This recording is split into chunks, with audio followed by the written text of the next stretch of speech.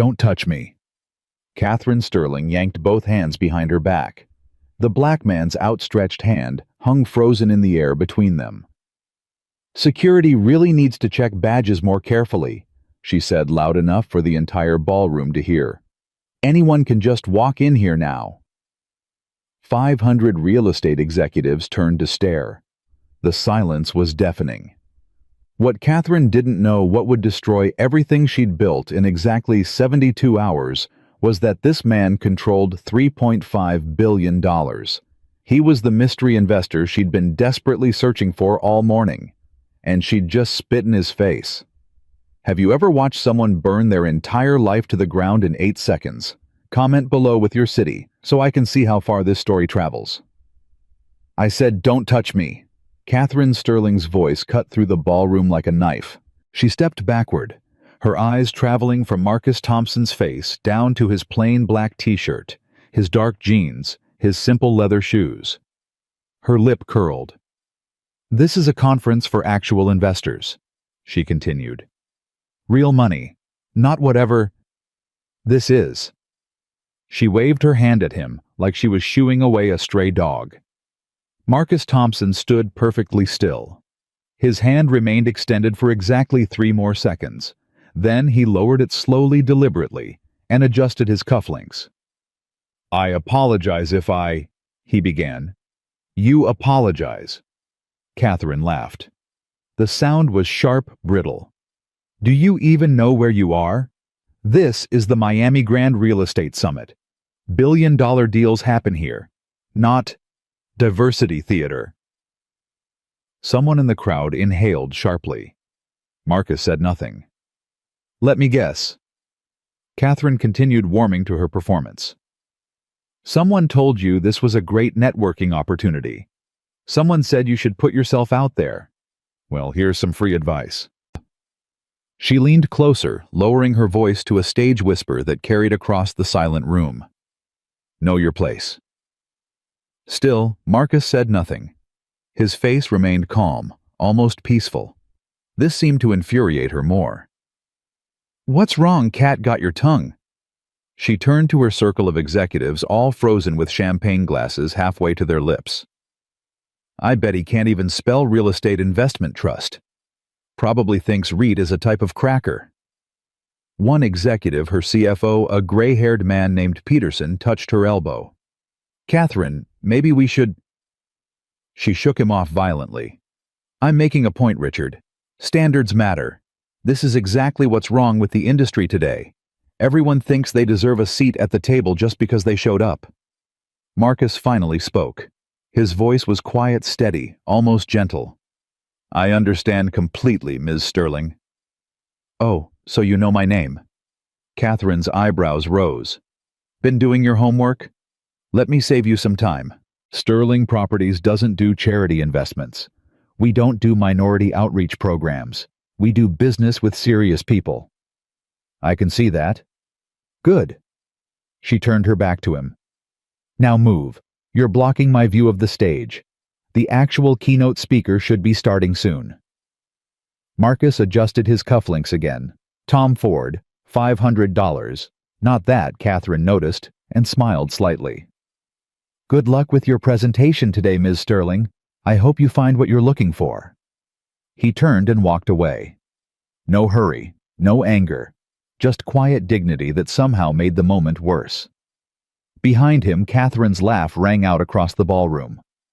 Did you see that, the audacity? This is exactly why we need better security at these events. Her circle laughed nervously. A few phones had appeared recording lights blinking red. 30 feet away, 3 venture capitalists huddled together, faces pale. Tell me that wasn't who I think it was, the first one whispered. The second one was already typing on his phone. His face went white. Oh my God. What? That's Marcus Thompson. Thompson Capital Partners. $3.5 billion under management. The Marcus Thompson, the one who funded 12 unicorns last year. The one Forbes calls the kingmaker of real estate tech.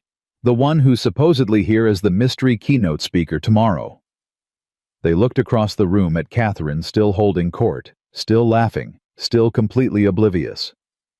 Isn't Sterling Properties looking for 200 million? 200 million that Thompson could write as a check without blinking. She just told him to know his place. The whispers began spreading. Investor to investor, executive to executive. Within 5 minutes, half the room knew. Within 10, everyone did. Everyone except Catherine Sterling. 48 hours earlier, Marcus Thompson had stood at the floor-to-ceiling windows of his Chicago penthouse, watching the sunrise paint Lake Michigan gold. His phone buzzed on the marble counter next to his untouched coffee. "Daddy!" The voice came from the hallway. Soft, sleepy. Marcus turned to see his 8-year-old daughter Zoe, padding toward him in her purple pajamas, clutching a stuffed elephant named Mr. Wrinkles. "Hey, baby girl." He scooped her up, settled her on his hip. "What are you doing awake? It's only 6. I heard you talking on the phone." She rubbed her eyes. "Are you going away again?" Marcus felt the familiar twist in his chest, the guilt that never quite went away. "Just for 2 days, sweetheart. I'll be back Friday night. But my recital is Saturday morning." "I know. I'll be there, front row, I promise." Zoe's small fingers played with his collar. "You promised last time, too, for my art show." The words hit harder than any boardroom confrontation ever had. "I know, baby. I'm sorry about that. But this time—" "Grandma says you work too much." Zoe's voice was matter-of-fact. "She says Mommy would tell you to slow down." Marcus closed his eyes for a moment. 3 years since Maya passed. 3 years of trying to be both parents. 3 years of never quite getting it right. "Your grandma's pretty smart," he said softly. "So are you gonna slow down?" Marcus looked at his daughter's face, Maya's eyes, Maya's stubborn chin, Maya's way of cutting straight to the truth. "Tell you what," he said. "This trip to Miami, I'm going to make it quick. Just 1 meeting in and out, and then I'm taking the whole next week off. Just you and me." Zoe's face lit up. "Really, the whole week?" "The whole week. We can go to the zoo, the aquarium, whatever you want." "Can we get ice cream for breakfast?" "We can negotiate." She giggled the best sound in Marcus's world and threw her arms around his neck. "I love you, Daddy." "I love you too, baby girl, more than all the stars." It was what Maya used to say. What Marcus still said every night at bedtime, every morning at breakfast, every goodbye.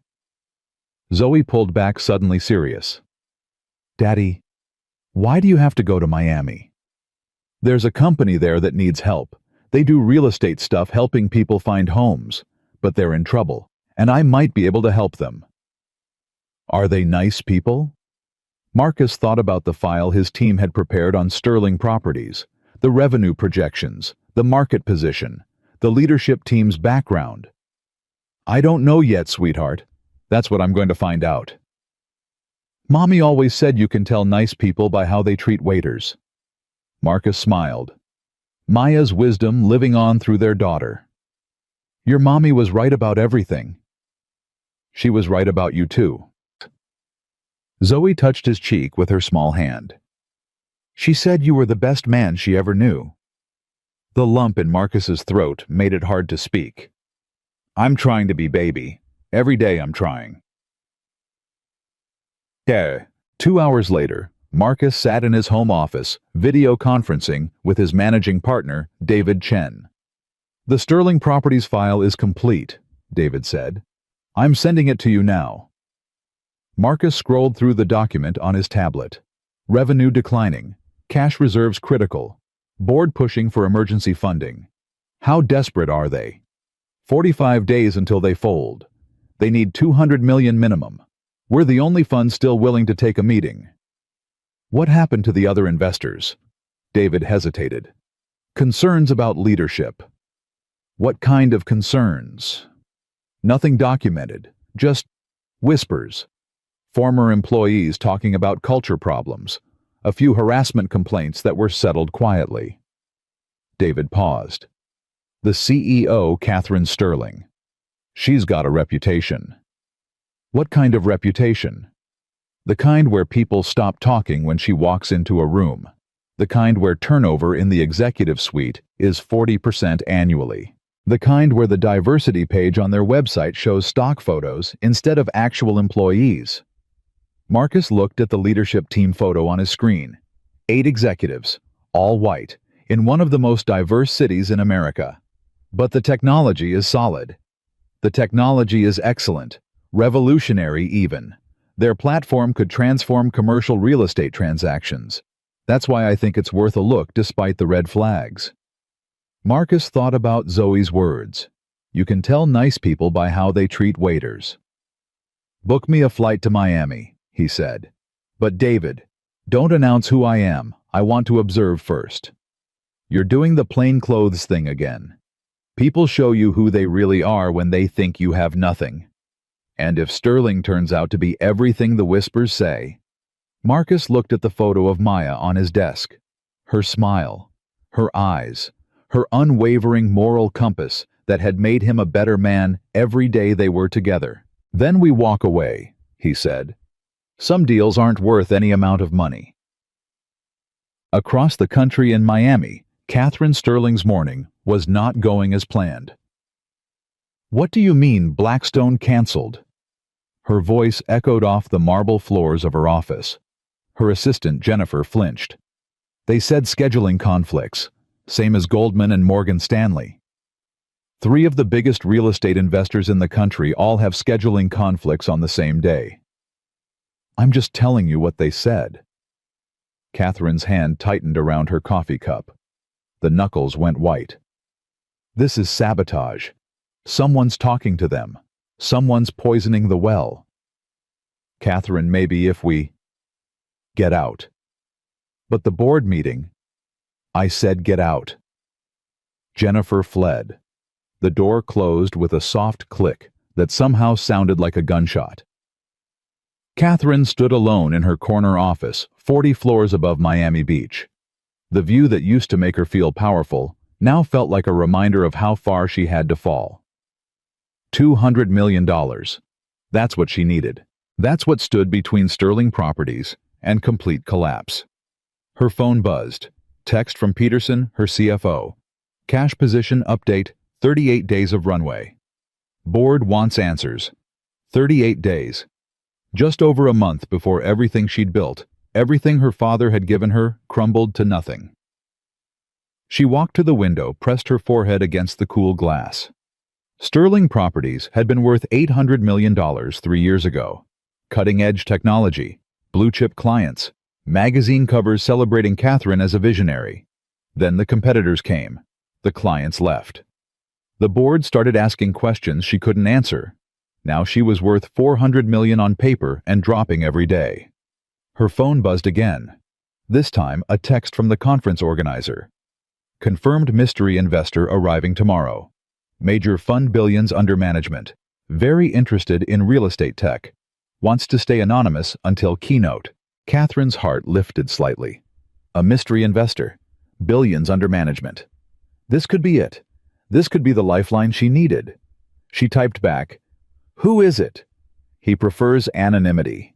But trust me, this is someone you want to meet. How will I recognize him? I honestly don't know. He doesn't do public photos. Keeps a very low profile. Catherine smiled grimly. Fine, she'd find him. She always found what she was looking for. She called Jennifer back in. The conference tomorrow. I want the best table, the best position, the best everything, and find out who this mystery investor is. How am I supposed to? I don't pay you to ask questions. I pay you to get results. Jennifer's face went carefully blank. Yes, Ms. Sterling.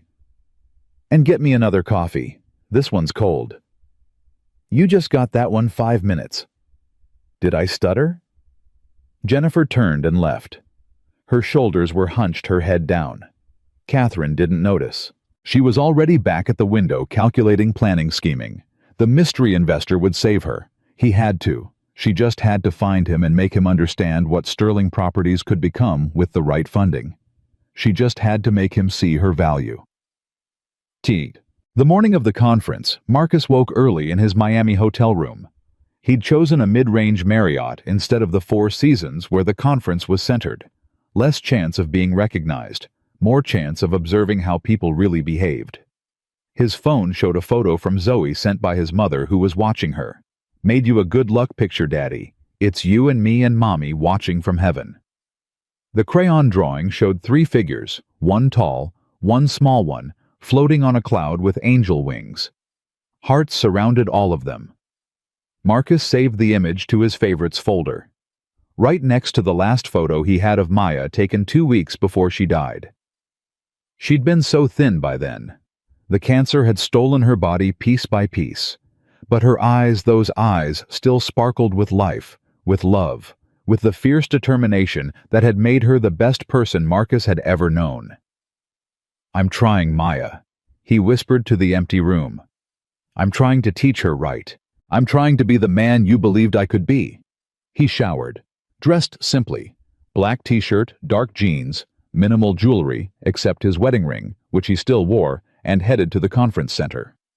The ballroom was already filling when he arrived. 500 executives in expensive suits, startup founders in designer hoodies, venture capitalists, scanning the room for opportunity. Marcus moved through the crowd quietly. No entourage, no business cards at the ready. Just watching, listening, learning. He spotted Catherine Sterling almost immediately. She stood near the stage surrounded by 5 executives, all laughing at something she'd said. Her voice carried across the room, loud, confident, demanding attention.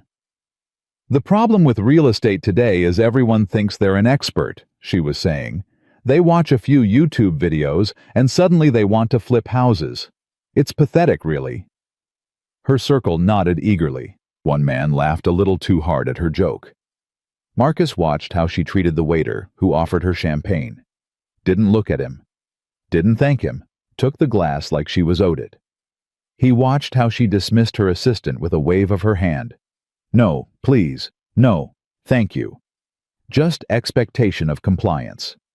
He watched how her eyes scanned the room, looking past anyone who didn't seem important enough to notice. Maya's voice echoed in his memory. "Watch how they treat the people who can do nothing for them. That's who they really are." Marcus took a breath, made a decision. He would approach her directly, give her a chance to surprise him. Everyone deserved that chance. He straightened his shirt and walked toward her circle. Catherine was mid-sentence when she noticed him. Her eyes landed on his t-shirt first, then his jeans, then his face. Her expression shifted curiosity to confusion, to something harder. "Can I help you?" Her tone made it clear she had no intention of helping. "Ms. Sterling?" Marcus extended his hand. "I've been following your company's pivot into residential tech. Impressive strategy." Catherine looked at his hand like he'd offered her a dead fish. She put both hands behind her back. "I'm sorry, and you are?" "Marcus Thompson. I work in investment." "Investment." She repeated the word like it tasted bad. "What kind of investment?"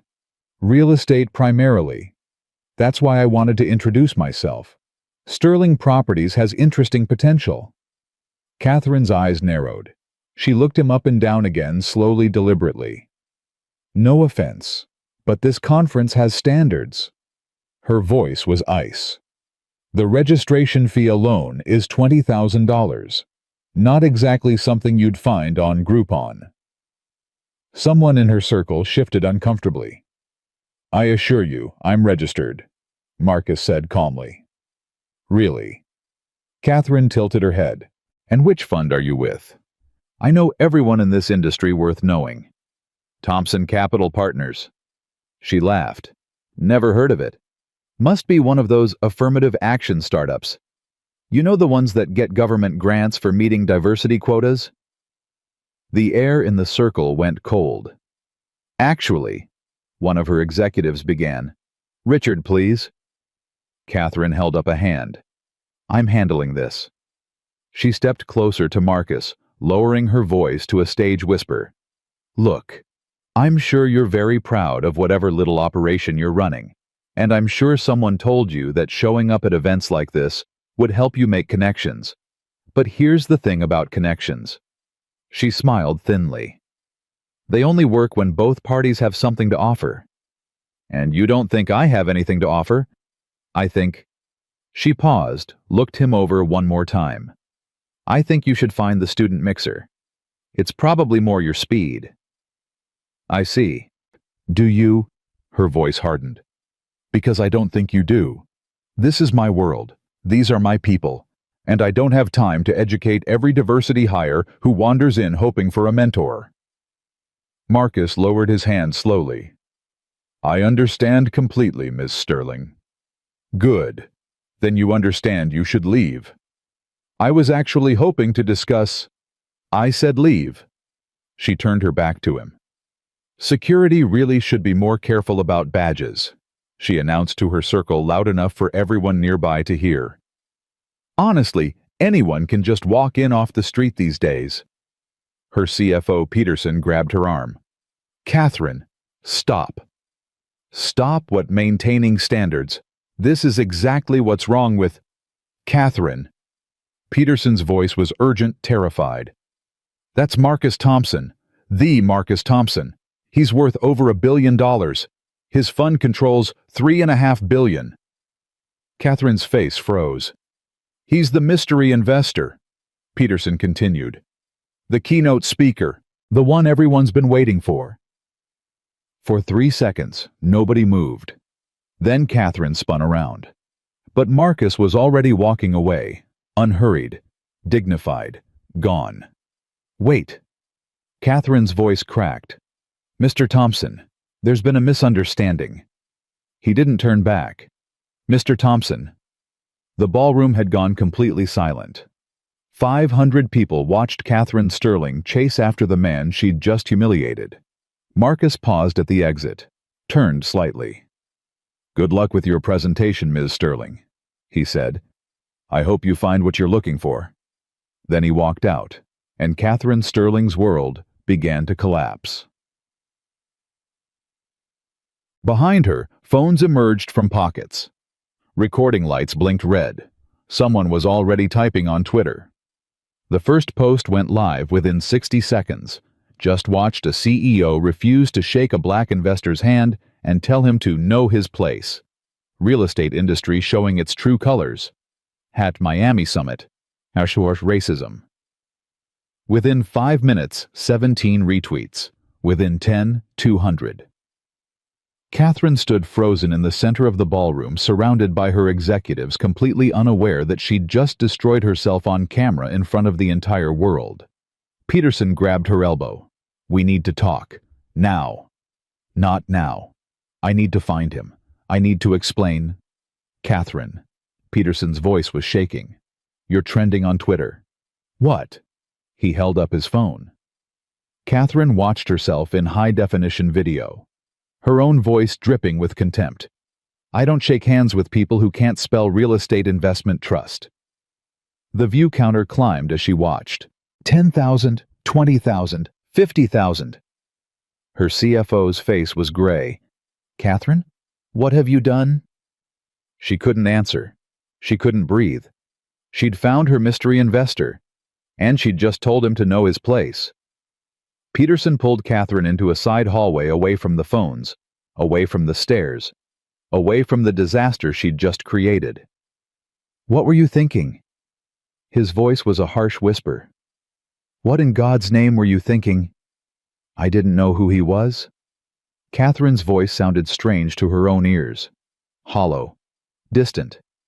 How was I supposed to know? That's not a defense, Catherine. That makes it worse. Much worse. I thought he was... You thought he was what? Peterson grabbed her shoulders, forcing her to look at him. A nobody. Someone beneath you. Someone you could humiliate in front of 500 people. Catherine couldn't answer. That man controls $3.5 billion. Peterson continued. $3.5 billion. He's funded more successful companies in the last 5 years than everyone in that ballroom combined, and you told him to know his place. I'll apologize. I'll explain that I was under stress, that the company is struggling. You don't get it. Peterson released her, stepped back, ran his hands through his gray hair. This isn't something you can apologize away. This is who you showed him you are. One mistake. One mistake. Peterson laughed bitterly. Catherine, I've watched you treat people like this for 8 years. The only difference is, this time you did it to someone who could fight back. The words hit like a slap. That's not fair. Isn't it? Peterson pulled out his phone, scrolled through Twitter. Look at this. Former employees are already coming forward. People are sharing stories. This isn't a one-time thing to them, it's a pattern. Catherine grabbed the phone. The screen blurred with notifications. I worked at Sterling Properties for 6 months. Catherine Sterling called me surprisingly articulate in my first meeting. I'm a Harvard MBA. Sterling Properties made me straighten my hair for client meetings. Said my natural look was unprofessional. I was paid $40K less than my white colleague. Same role, same experience. When I asked why, they said my communication style wasn't executive material. These are lies, Catherine said. Disgruntled employees. We should sue. Sue who? Peterson's voice cracked. 12 people. 20. The number keeps growing. Catherine scrolled faster. The stories kept coming. Name after name. Detail after detail. This is a coordinated attack. Someone's paying them. Listen to yourself. Peterson grabbed her arm. Just listen to yourself. You're not the victim here, Catherine. You did this. You created this. I built this company from nothing. You inherited it from your father, and you've been destroying it ever since with this. He struggled for words. This poison inside you. Catherine's hand flew up. The slap echoed off the hallway walls. Peterson touched his cheek, eyes wide with shock. Then something shifted in his face. Something final. I quit. Richard. Effective immediately. I'll send my resignation to the board. He straightened his tie. And Catherine, I'm keeping records of everything. Everything. In case the lawsuits start. He walked away. Richard. He didn't turn back. Catherine stood alone in the hallway. Her hand was shaking. Her face was wet. When had she started crying? Her phone buzzed. Text from her husband. We need to talk. Tonight. It's important. She couldn't deal with Thomas right now. Couldn't deal with any of it. She needed to find Marcus Thompson. She needed to fix this. She straightened her dress, wiped her face, and walked back into the ballroom. The crowd parted around her like she was contagious. Meanwhile, Marcus sat in the business center at the back of the hotel. Quiet. Private. He pulled out his phone and called David. I assume you've seen it, David said without greeting. I've lived it. The video's at 2 million views, climbing fast. Every tech outlet is picking it up. Marcus closed his eyes. He could still feel the moment when Catherine had stepped back from his hand, the disgust on her face, the contempt in her voice. He'd experienced racism before, many times, but something about the casual cruelty of it, the performance of it, the way she'd played to her audience like humiliating him, was entertainment that hit different. Cancel the Sterling deal, he said. Marcus, the technology is solid. If we look past the leadership, we don't look past leadership. That's the whole point of what we do. Marcus's voice was firm. Thompson Capital doesn't invest in companies with toxic cultures. Period. $200 million. Isn't worth my soul, David. Isn't worth becoming the kind of person who overlooks this because the numbers work. Silence on the line. Okay, David finally said. I'll kill it. But Marcus, are you all right? Marcus thought about the question, really thought about it. She didn't hurt me, he said slowly. What she did, it says everything about her and nothing about me. I know who I am. I know what I've built. I know what Maya would say. What would Maya say? Marcus smiled slightly. She'd say Catherine Sterling is someone in tremendous pain. People who are whole don't need to tear others down. They don't need to prove their worth by diminishing someone else's. That's incredibly generous. It's not generosity. It's clarity. Hurt people hurt people. That's what Maya always said. He paused. But that doesn't mean I have to fund them while they do it. Understood. The deal's dead. One more thing. Yeah. My keynote tomorrow, I'm still doing it, but I'm changing the topic. To what? Marcus looked across the hotel lobby. Through the glass doors he could see the ballroom entrance. People were streaming out, many of them looking at their phones, probably watching the video of what had happened to him. Character, he said. I'm going to talk about character. Back in the ballroom, Catherine was searching desperately for Marcus. She pushed through the crowd, ignoring the stares, ignoring the whispers. He had to be here somewhere. He had to give her a chance to explain. Have you seen Marcus Thompson? She asked a group of investors. They stepped away from her, didn't answer. Marcus Thompson, the keynote speaker. Where is he? I think he left, one finally said. His voice was cold. Can't imagine why. Catherine moved on. Asked more people. Got more cold shoulders. Her CMO, Jennifer Chen, found her near the bar. Catherine, your 3 o'clock meeting canceled. Reschedule it. They don't want to reschedule. They said they're no longer interested in any relationship with Sterling Properties. That's ridiculous. One misunderstanding. Your 6 o'clock dinner canceled too, and tomorrow's breakfast, and the panel discussion. Jennifer's face was pale. They're all pulling out. Everyone. Everyone can't pull out. We're the biggest real estate tech company in Florida. Were. Jennifer's voice was barely audible. We were the biggest. Catherine's phone rang. Board member. She declined. It rang again. Different board member. Declined. Again. Again. Again. The board wants an emergency meeting, Jennifer said. Tonight, 8 p.m., mandatory. Tell them I'm busy. Catherine, you can't avoid this. The stock is tanking. We've lost $40 million in valuation in the last 2 hours. Major clients are calling to terminate contracts. That's impossible. Look for yourself. Jennifer handed over her tablet. The numbers were right there. Stock price in freefall. Client cancellations flooding in. Media requests piling up, hundreds of journalists wanting comment on the video. Catherine stared at the screen. The numbers didn't make sense. How could one moment, one conversation, destroy everything? There has to be a way to fix this, she said. We issue a statement. We say I was having a bad day, stress, personal problems. That won't work. We threaten legal action against anyone spreading lies. Catherine, Jennifer's voice was sharp. It's not lies. There's video, multiple angles, clear audio. You told a black billionaire to know his place in front of 500 witnesses. I didn't mean it like that. It doesn't matter what you meant. It matters what you did. Jennifer took back her tablet. I'll tell the board you'll be there at 8. She walked away. Catherine stood alone at the bar, surrounded by hundreds of people who all seemed to be looking everywhere except at her. Her phone buzzed. Text from Thomas again.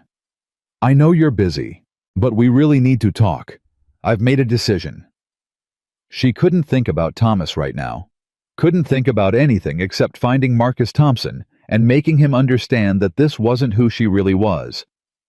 Except, was that true? Peterson's words echoed in her mind. I've watched you treat people like this for 8 years. The former employees on Twitter, dozens of stories, all similar, all damning. Her father's voice from years ago. Success means never apologizing, never showing weakness. People will respect strength. She'd believed him, built her entire identity around that belief. Strength, dominance, control. But standing alone in that ballroom, watching her empire crumble in real time, Catherine wondered for the first time if her father had been wrong. 500 miles away, Marcus's mother Dorothy was reading to Zoe when her phone started buzzing. "Grandma, what's that sound?" "Just some messages, baby. Let's finish this chapter." But the buzzing didn't stop. Dorothy set down the book and picked up her phone. 23 notifications. All from friends, all with the same message. "Is that Marcus in this video? Did you see what happened to your son? That woman is disgusting." Dorothy clicked on the link with trembling fingers. The video played. She watched a white woman refuse to shake her son's hand, watched her step backward with disgust, heard her say the words that made Dorothy's blood run cold. "Know your place." 3 words. The same 3 words Dorothy's mother had heard in Mississippi in 1955. The same 3 words that had been used to keep black people down for generations. And now someone had said them to her son, her Marcus. The baby she'd raised alone after his father left. The boy who'd worked 3 jobs to pay for MIT. The man who'd built an empire while never forgetting where he came from. "Grandma?" Zoe's small voice cut through Dorothy's anger. "What's wrong?" Dorothy forced a smile. "Nothing, baby. Just some silly grown-up stuff." "Is Daddy okay?" "Your daddy is fine. He's the strongest man I know." "Stronger than Mr. Wrinkles." Zoe held up her stuffed elephant. "Even stronger than Mr. Wrinkles." Zoe giggled, satisfied. "Okay, can we finish the story?" "Of course, baby." But as Dorothy read about brave knights and dragons, her mind was in Miami, with her son. Wondering if he was really okay, or if he was just pretending to be okay, the way he'd pretended for months after Maya died. She'd call him later, after Zoe went to sleep. She'd call him and remind him of what she'd told him his whole life. Their hate says nothing about you and everything about them. In Miami, the sun had set. The conference center had emptied. Catherine sat in her car in the parking garage, unable to drive, unable to think, unable to stop scrolling through the destruction unfolding online. The video was at 8 million views now. 8 million people had watched her refuse to shake Marcus Thompson's hand. 8 million people had heard her tell a black man to know his place. The comments were brutal. "This is what racism looks like when it wears designer clothes." She really said diversity theater. At a professional conference in 2024. The way he stayed calm while she humiliated him. That composure. That dignity. That man is a class act. And she runs a major company. How many people has she done this to? That question was being answered in real time. Former employees kept coming forward. The stories kept getting worse. Catherine remembered some of them now. The black marketing manager she'd told to tone down her personality. The Asian engineer she'd passed over for promotion because technical skills don't translate to leadership. The Latino developer whose name she'd never bothered to learn. Had she been cruel? Or just demanding? Had she been racist? Or just standards-driven? The distinction that had always seemed so clear now blurred into nothing. Her phone rang. Thomas. She answered this time. "I can't talk right now. I'm dealing with..." "I know what you're dealing with. I've seen the video." Something in his voice made her pause. Thomas. "I filed for divorce, Catherine. The papers will be served tomorrow." "What?" "My firm called. They're concerned about association. My partners think we should put distance between us while you handle this situation." "Distance? We've been married for 12 years. And in 12 years, you've never once asked about my day, never remembered my mother's birthday, never came to a single one of my work events, unless there was something in it for you." His voice was tired, defeated. "I've watched you treat everyone around you like they're beneath you. I just never thought I'd see it captured on video for the whole world to witness." "Thomas, please, I'm your wife." "You were my wife. Now you're a liability." He paused. "The divorce will be quiet, uncontested. You can keep the house in Aspen. I just want out." You're leaving me because of one video. I'm leaving you because that video showed me who you really are, and I can't pretend anymore. His voice cracked slightly. Goodbye, Catherine. The line went dead. Catherine sat in her car phone pressed against her ear, listening to silence. Husband gone. CFO gone. Investors gone. Company crumbling. All because she'd refused to shake one man's hand. At 8 p.m. she walked into the emergency board meeting. 7 faces on video screens, all stone cold. Catherine. The board chair's voice was ice. We need to discuss your future at this company. My future? I built this company. You inherited this company, and you've spent 8 years driving it into the ground. The chair leaned forward. We were willing to overlook a lot of things. The high turnover, the complaints, the lawsuits that were quietly settled. But this? He held up his phone. This is something we can't overlook. It's being taken out of context. 12 million views, Catherine. 12 million people watching you tell a black man he doesn't belong at a professional conference. There's no context that makes that acceptable. I didn't know who he was? That's exactly the problem. Another board member jumped in. You treated him that way because you thought he was nobody. You thought he couldn't fight back.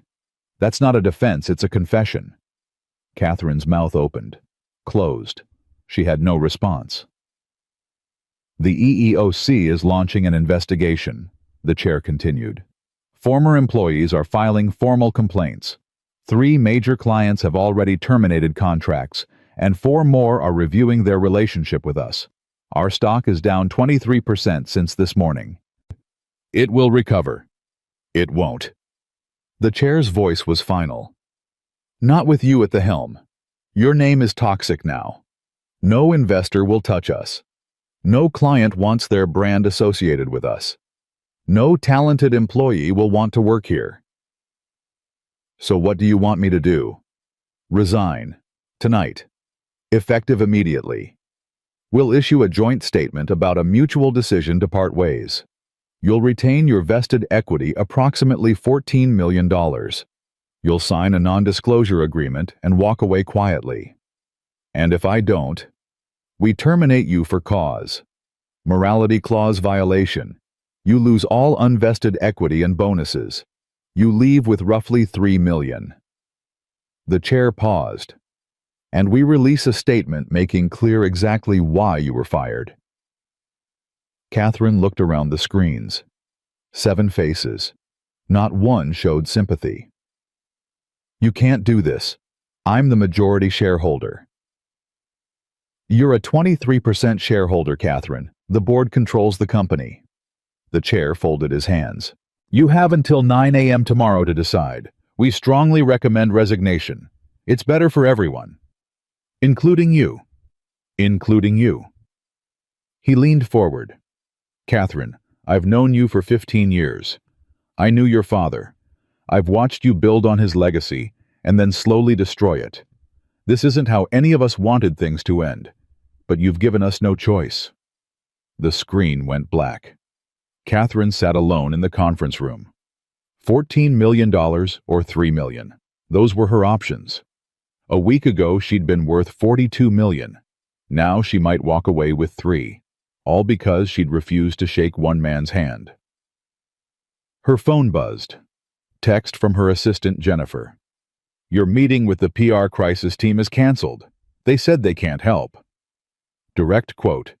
There's no way to spin this. She needs to face the consequences. Catherine threw her phone across the room. It shattered against the wall. Consequences. Everyone kept talking about consequences, like she was a child who needed to learn a lesson.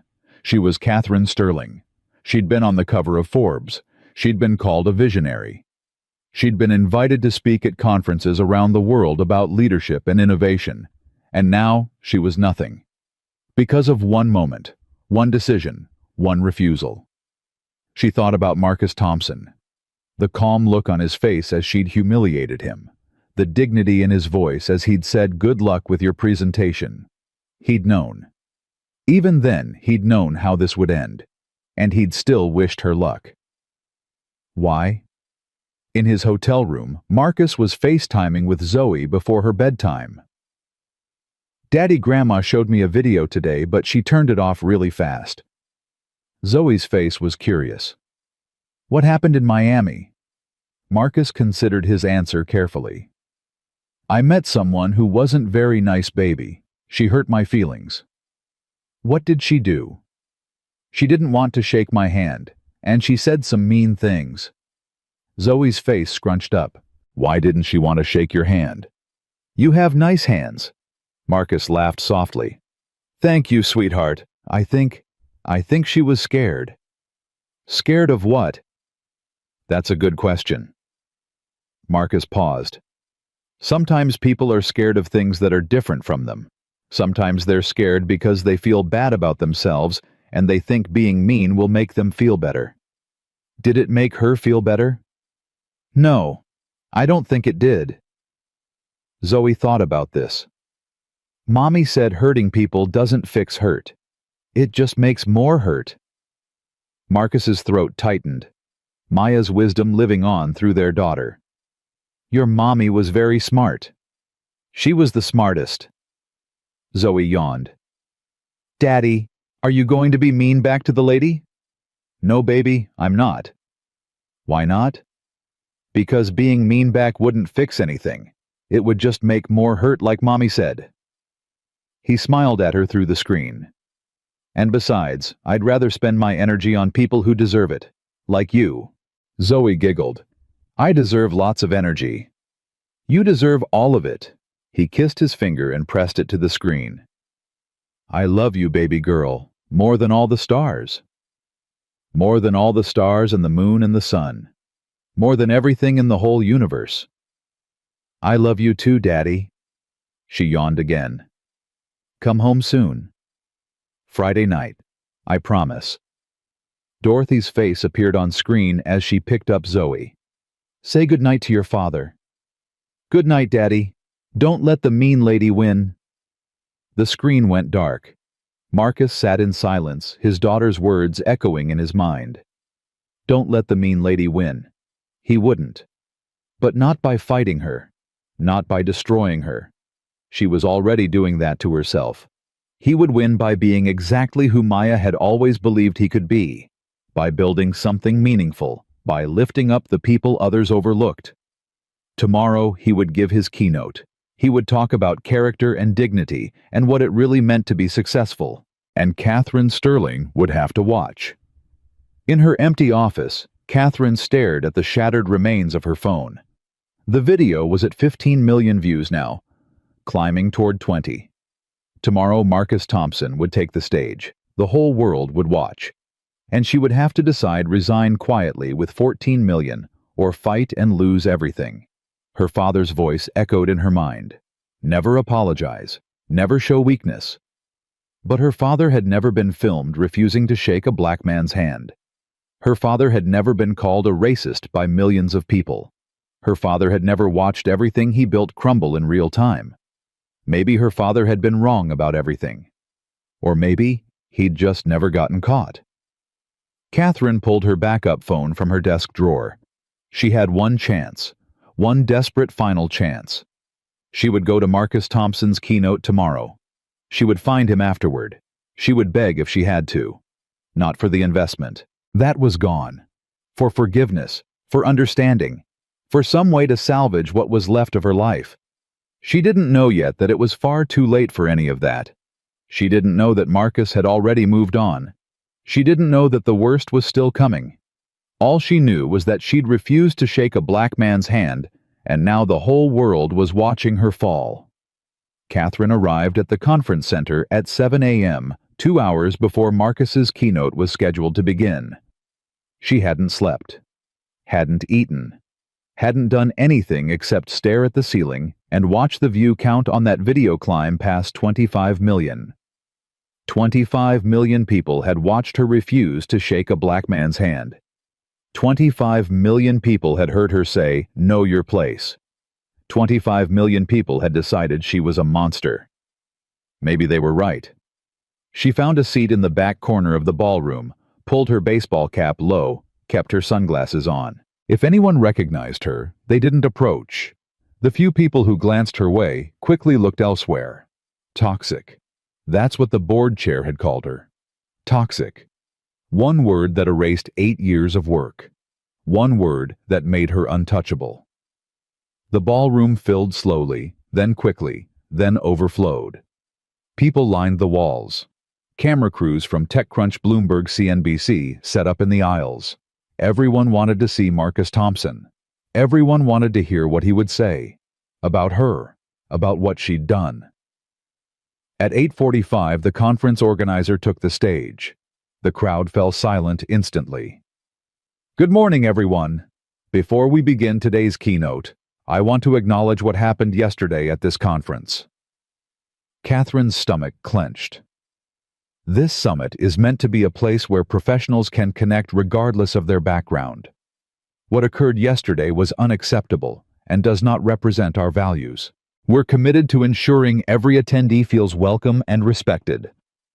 Scattered applause. A few heads turned toward Catherine's corner. She sank lower in her seat. Now it's my honor to introduce our keynote speaker. He's revolutionized venture capital with his focus on ethical investing and diverse leadership. His fund has invested $3.5 billion in transformative companies. He's been on the Forbes Midas list for 4 consecutive years. His portfolio includes some of the most successful real estate technology companies in the world. The screen behind her lit up with logos. Companies Catherine recognized. Companies she'd pitched to. Companies that had rejected her. Please welcome the founder of Thompson Capital Partners, Marcus Thompson. The applause was thunderous. Standing ovation before he even spoke. 2,000 people on their feet. Marcus walked onto the stage in the same black t-shirt, the same dark jeans. No suit. No pretense. Just quiet confidence that filled the room. Catherine couldn't breathe. This was the man she'd told to know his place. This was the man whose hand she'd refused to shake. This was the man who could have saved her company with a single check, and she'd called him a diversity hire. Marcus waited for the applause to die down, smiled slightly, let the silence settle. Thank you, he said. I want to talk today about something that's been on my mind, something that happened to me recently, something I think we all need to hear. Catherine's hands gripped her knees so hard her knuckles went white. Yesterday, I was reminded of a fundamental truth. A truth my late wife Maya taught me years ago. His voice softened when he said her name. She used to say that character isn't what you show to people who can help you. Character is what you show to people you think can't do anything for you at all. The audience was completely still.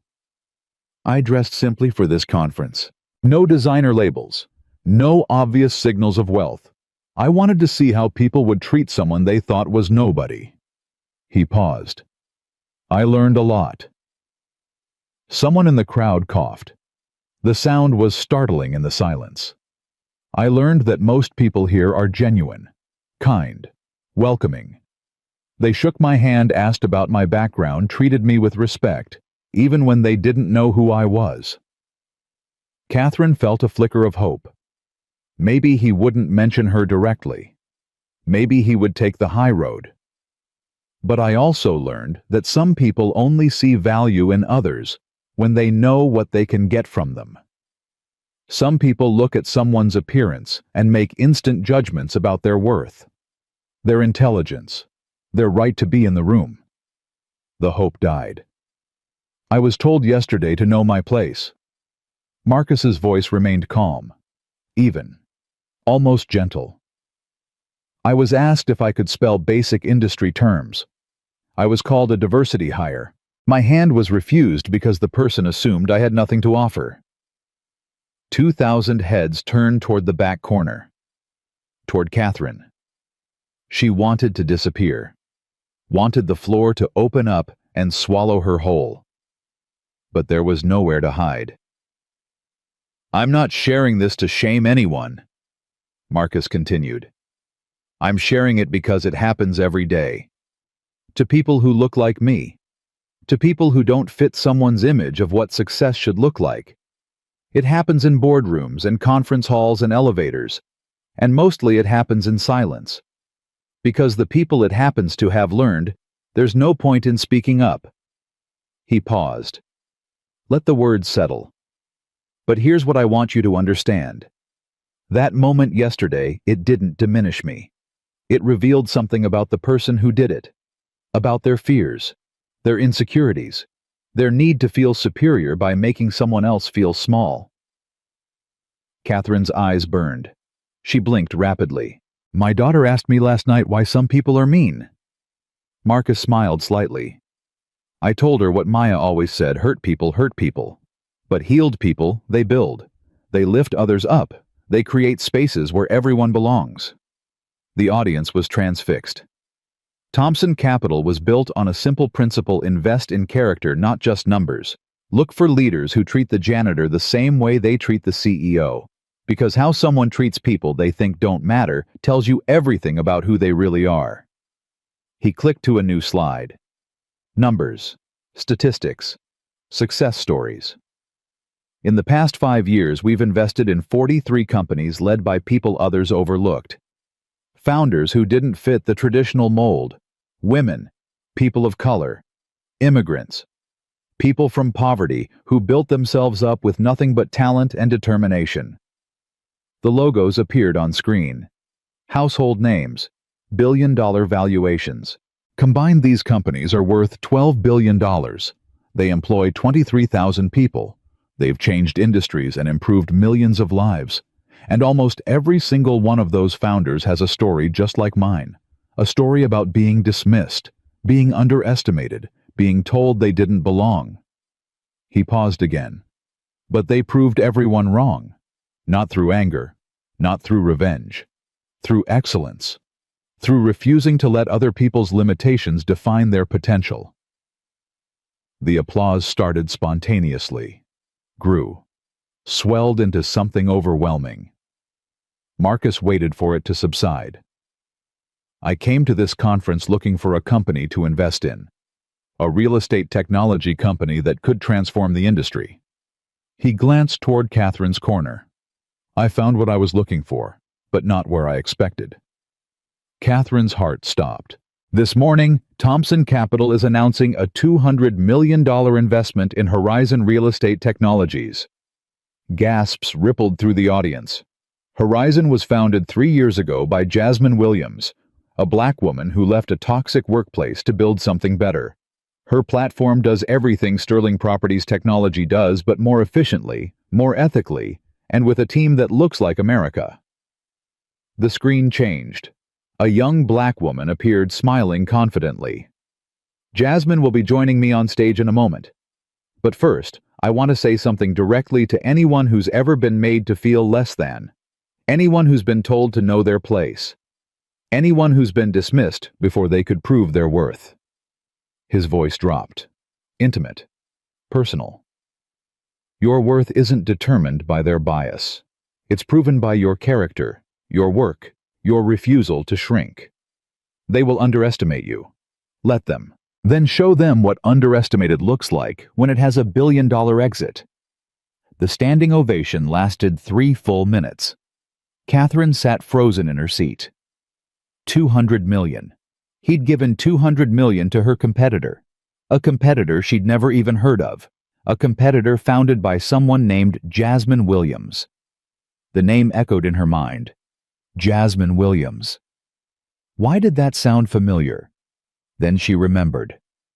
3 years ago, a young black woman in her marketing department. Confident, talented, ambitious. Catherine had called her too aggressive in a performance review. Had told her to tone down her personality for client meetings. Had passed her over for promotion because she wasn't a cultural fit. Jasmine had resigned a week later. Catherine hadn't given it a second thought. Now Jasmine was about to receive $200 million from the man Catherine had humiliated. The universe had a cruel sense of humor. Marcus was bringing Jasmine onto the stage. The audience rose again, applauding wildly. Jasmine walked with the confidence of someone who'd fought for everything she had and won. Thank you, Marcus. Jasmine's voice was clear and strong. And thank you to everyone who told me I wasn't good enough, wasn't polished enough, wasn't the right fit. You taught me that I needed to build my own table instead of begging for a seat at yours. The crowd roared. 3 years ago, I worked at a company that made me feel invisible. My ideas were stolen. My contributions were ignored. I was paid less than colleagues with half my qualifications, and when I finally spoke up, I was shown the door. Catherine's blood ran cold. Jasmine was looking directly at her. I won't name that company. I don't need to. They're already facing consequences for how they treated me and others like me. But I will say this, the best revenge is living well. And today, with this investment, I'm living very, very well, Barry. The applause was deafening. Horizon Real Estate Technologies is committed to being everything my former employer wasn't. Diverse, inclusive, ethical. A place where talent matters more than background. Where character matters more than connections. Where everyone has a fair shot at success. She smiled. And to anyone watching who's ever been made to feel small, your time is coming. Keep working. Keep building. Keep believing. The right people will find you. Marcus and Jasmine shook hands warmly. Cameras flashed. The image would be on every tech blog by noon. Catherine stood abruptly. She needed air. Needed to get out of this room. Needed to think. But as she pushed toward the exit, bodies blocked her path. Not accidentally, deliberately. A woman stepped in front of her, middle-aged, professional, eyes hard with contempt. Catherine Sterling. Excuse me. My daughter worked at your company for 18 months. You made her life hell, called her exotic in meetings, asked if she could translate documents because she looked Asian. I don't know what you're talking about. She's Korean American, 3rd generation. She was born in Ohio. The woman's voice shook with anger. She had to go to therapy after leaving your company. Therapy. Because of how you treated her. I need to go. No, you need to listen. The woman grabbed Catherine's arm. You destroyed my daughter's confidence, made her question everything about herself, and you probably don't even remember her name. Catherine tried to pull away. Let go of me. Her name is Michelle Park. Say it. I don't. Say her name. Security appeared. 2 large men in suits gently but firmly separating the women. Ma'am, we need you to step back.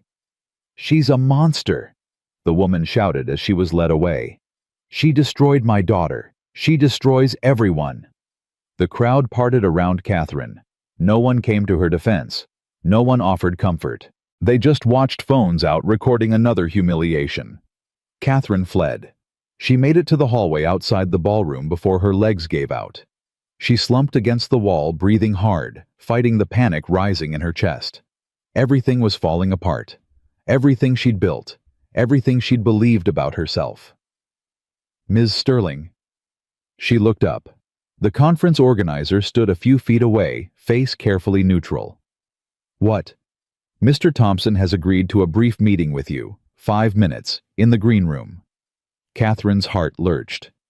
He wants to meet with me. He said he has something to say to you. The organizer paused. I'd advise against it personally, but it's your choice. Catherine struggled to her feet. Take me to him. The green room was small and plain. Marcus sat in a folding chair scrolling through his phone. He looked up when Catherine entered. Ms. Sterling. His voice was polite. Nothing more. Mr. Thompson, thank you for agreeing to see me. I didn't agree to see you. I asked to see you. He gestured to the chair across from him. Please, sit. She sat. Her legs were shaking.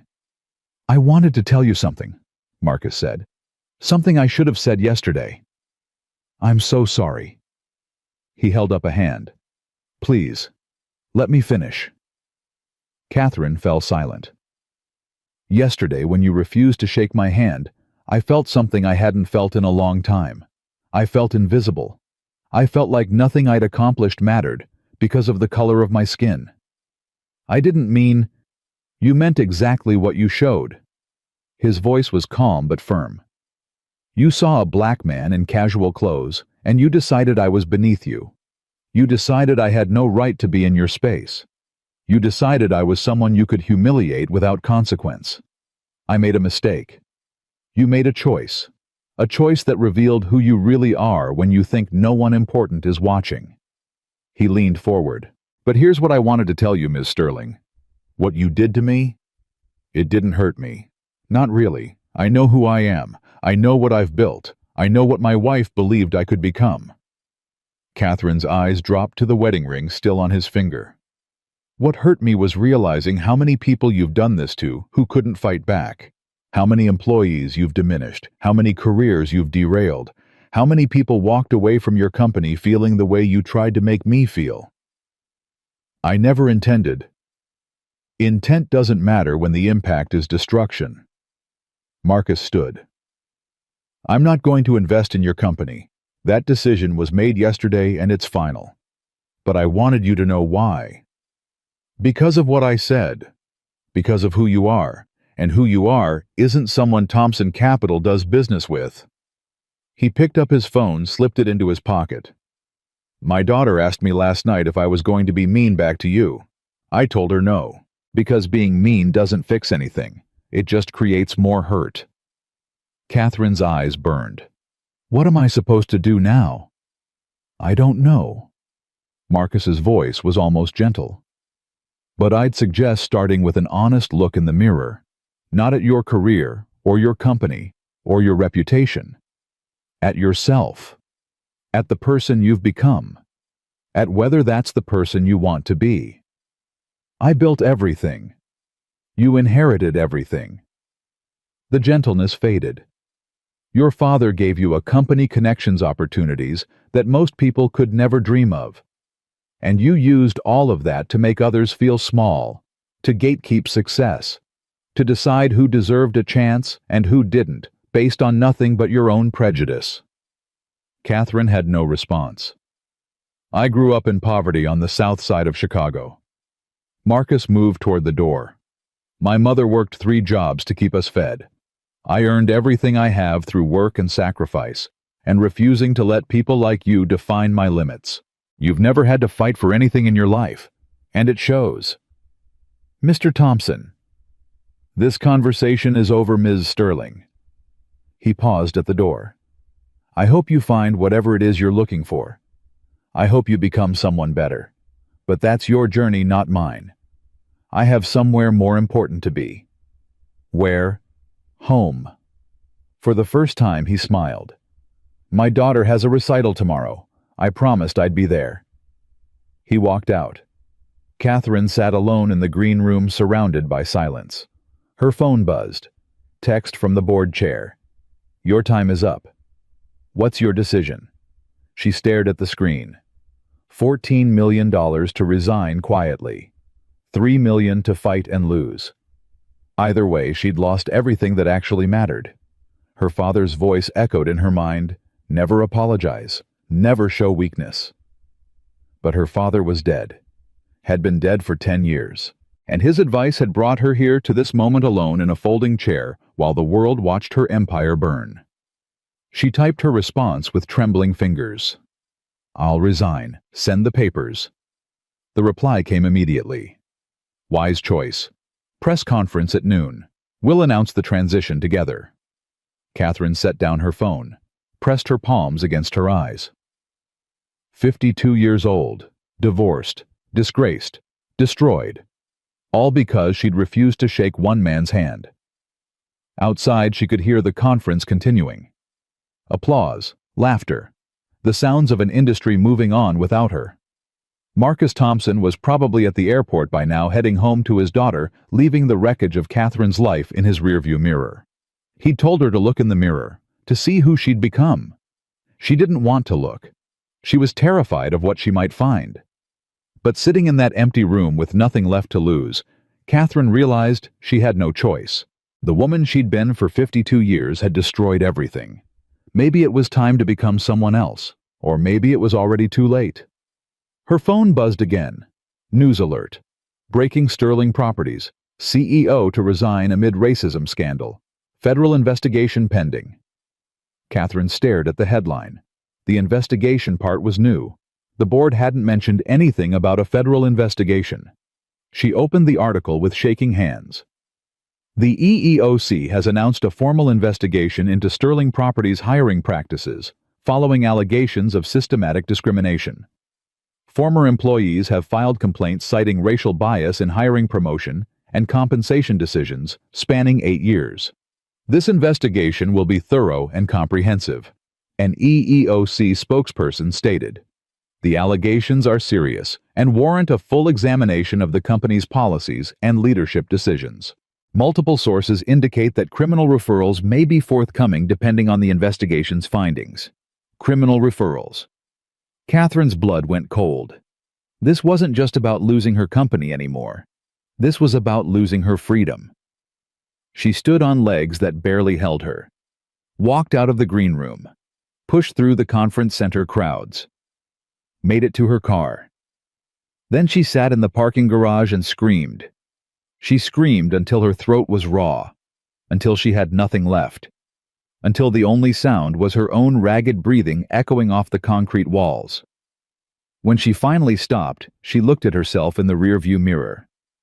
Red eyes, tear-streaked face, mascara running. This was who she was now. This was what she'd become. And somewhere a man in a plain black t-shirt was flying home to Chicago to watch his daughter's recital. Moving on with his life, building something meaningful. While Catherine's life burned to the ground, she pulled out of the parking garage and drove toward nowhere in particular. The investigation was just beginning. The trial hadn't even started yet. But Catherine already knew how this story would end. She'd seen it in Marcus Thompson's eyes when he'd walked away. Not anger, not hatred, pity. And somehow, that was worse than anything else. 6 months passed like a slow-motion car crash. Catherine watched it all happen from the sidelines, powerless to stop any of it. The investigation, the depositions, the endless parade of former employees sharing their stories on national television. 23 people eventually came forward. 23 individual lawsuits that merged into one devastating class action. 23 stories that all sounded eerily similar. She made me feel invisible. She questioned my intelligence. She called me aggressive for speaking up. She asked where I was really from. She told me to tone down my personality. She said I wasn't a cultural fit. Catherine heard her own words played back to her in deposition after deposition. Words she barely remembered saying. Words that had seemed normal at the time. Words that now sounded like confessions. Her attorney, a silver-haired woman named Patricia Morrison, had been blunt from the start. This is bad, Catherine. Very bad. How bad? Federal civil rights violations. Corporate discrimination. Potential perjury if any of your deposition answers contradict the evidence. Patricia had spread the documents across her conference table. They have emails, performance reviews, compensation records, everything. I was just maintaining standards. You were discriminating, systematically, for 8 years. Patricia's voice had been cold. The statistics alone are damning. People of color represented 42% of qualified applicants to Sterling Properties. Only 4% were hired. Of those hired, none were promoted to management. None. That's coincidence. That's a pattern. And patterns have consequences. The consequences had come faster than Catherine could process. Her bank accounts were frozen pending the investigation. Her house in Aspen seized as potential asset forfeiture. Her country club membership quietly revoked. Her so-called friends stopped returning calls. Thomas had been efficient about the divorce. Clean. Quick. He'd taken what he wanted and disappeared from her life completely. She'd received papers in the mail, signed them without reading. What was the point? Now she sat in a federal courtroom surrounded by attorneys and cameras and the 23 people whose lives she'd apparently destroyed. The trial had lasted 3 weeks. 3 weeks of testimony that made Catherine want to crawl out of her own skin. Jasmine Williams had testified on day 2. Calm, composed, devastating. Can you describe your experience at Sterling Properties? I was hired as a marketing coordinator. My first week, Ms. Sterling called me into her office. She told me I was surprisingly articulate for someone from my background. What background did she mean? I asked her that same question. She said she meant public university graduates. But the way she looked at me, Jasmine had paused. I knew what she really meant. What happened next? Over the next 8 months, I was passed over for promotion 3 times. Each time, the position went to a white colleague with less experience. When I asked Ms. Sterling directly why, she said I wasn't a cultural fit. She said my communication style was too aggressive. Were you aggressive? I asked questions in meetings. I challenged ideas I thought were flawed. I advocated for my team. Jasmine had looked directly at Catherine. Apparently, that's aggressive when you're black. The jury had taken notes. Several had glanced at Catherine with something that looked like disgust. Michael Chen had testified on day 5, former senior engineer, Asian American, passed over for promotion 6 times despite perfect performance reviews. Ms. Sterling told me directly that Asians are good at executing, but not at leading. She said it in front of my entire team. How did that make you feel? Like nothing I accomplished would ever be enough.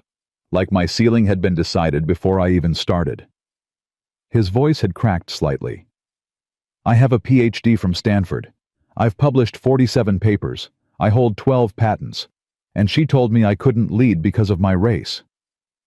Carlos Rivera had testified on day 7, Latino developer.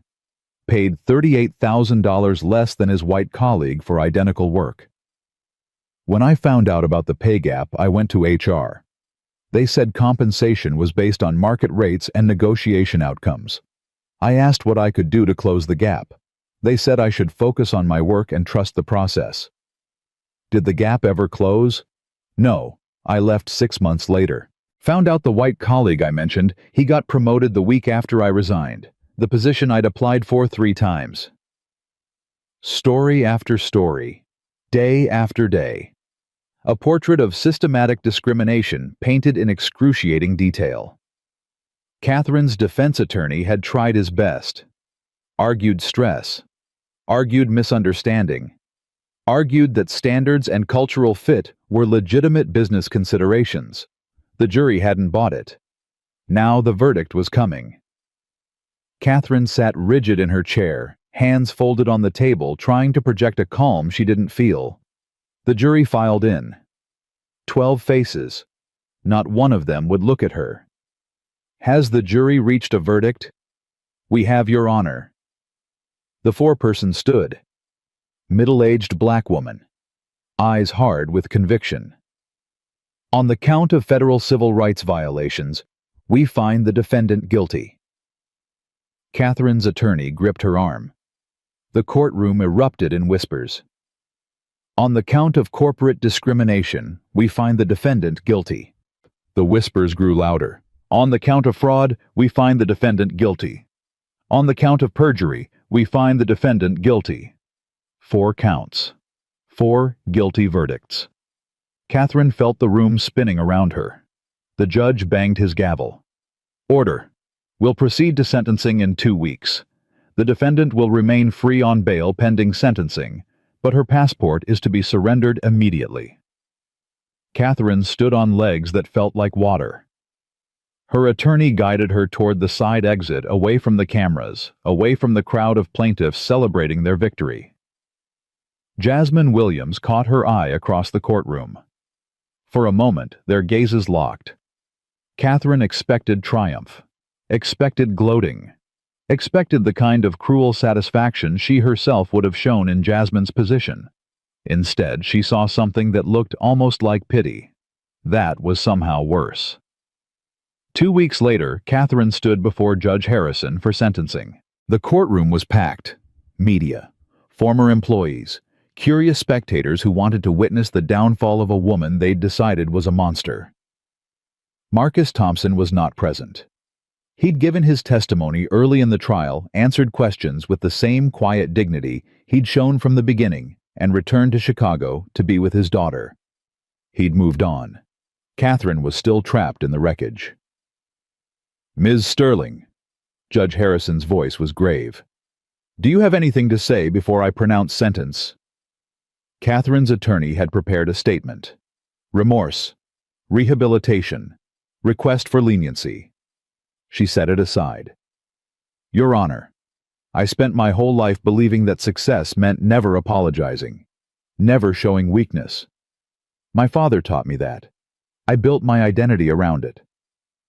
Her voice shook, but she kept going. "I thought I was maintaining standards. I thought I was being strong. I didn't see what I was really doing until it was too late." The courtroom was silent. Courtroom was. "I destroyed careers. I diminished people. I made decisions based on prejudice I didn't even recognize as prejudice because it was so deeply embedded in who I was." She paused. "I'm not asking for sympathy. I don't deserve it. I'm just asking you to understand that I'm not the same person I was 6 months ago. That person is gone. I don't know who I am now, but I'm trying to find out." Judge Harrison studied her for a long moment. "Ms. Sterling, I've presided over many discrimination cases. I've heard many apologies. Most of them ring hollow. Defendants sorry they got caught. Sorry for the consequences.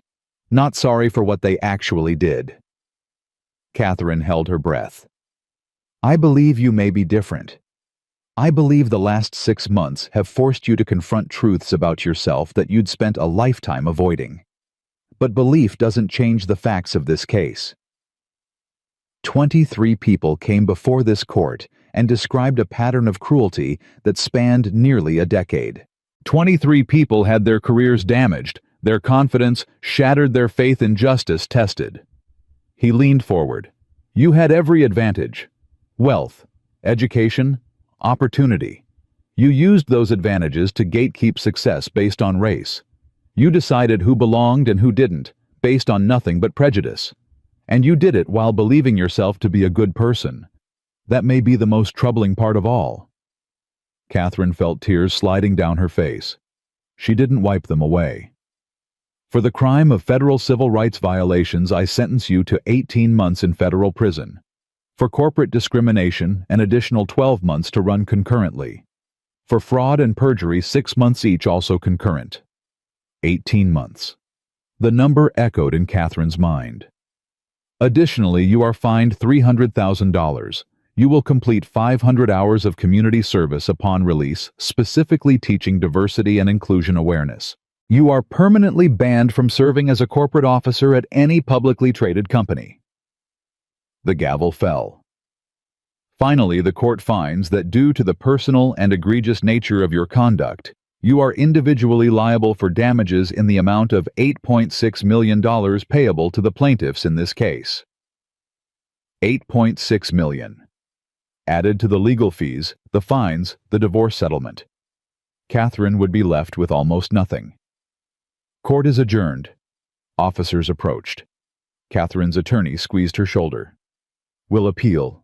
"No." Catherine's voice was quiet. "I deserve this." She held out her wrists for the handcuffs.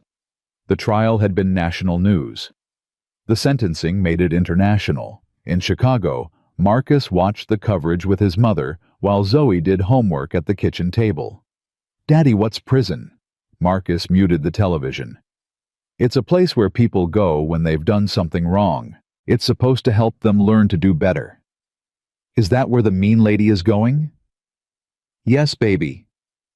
Zoe thought about this. "Will she learn to be nice?" "I don't know, sweetheart. I hope so." Dorothy shook her head. "That woman destroyed lives for years. 18 months isn't enough." "Maybe not." Marcus's voice was thoughtful. "But it's not about what's enough for us. It's about what's right for society, and for her to have any chance of becoming better." "You're too forgiving." "Maya would say there's no such thing." He smiled sadly. "She'd say hurt people, but everyone deserves the chance to heal." "Your wife was a saint." "She was human. Just a human who chose compassion even when it was hard." Marcus looked at the television at the footage of Catherine being led away in handcuffs. I feel sorry for her, honestly. Sorry. Dorothy's voice was sharp. After what she did to you. What she did to all those people. She's 52 years old, and she just lost everything. Her company, her marriage, her freedom, her entire identity. Marcus shook his head. That's not victory. That's tragedy. The real victory is what happens next. What do you mean? Jasmine Williams is building an empire. Michael Chen just got promoted to VP at Google. Carlos Rivera's scholarship fund has helped 25 students so far. The people she tried to tear down are thriving.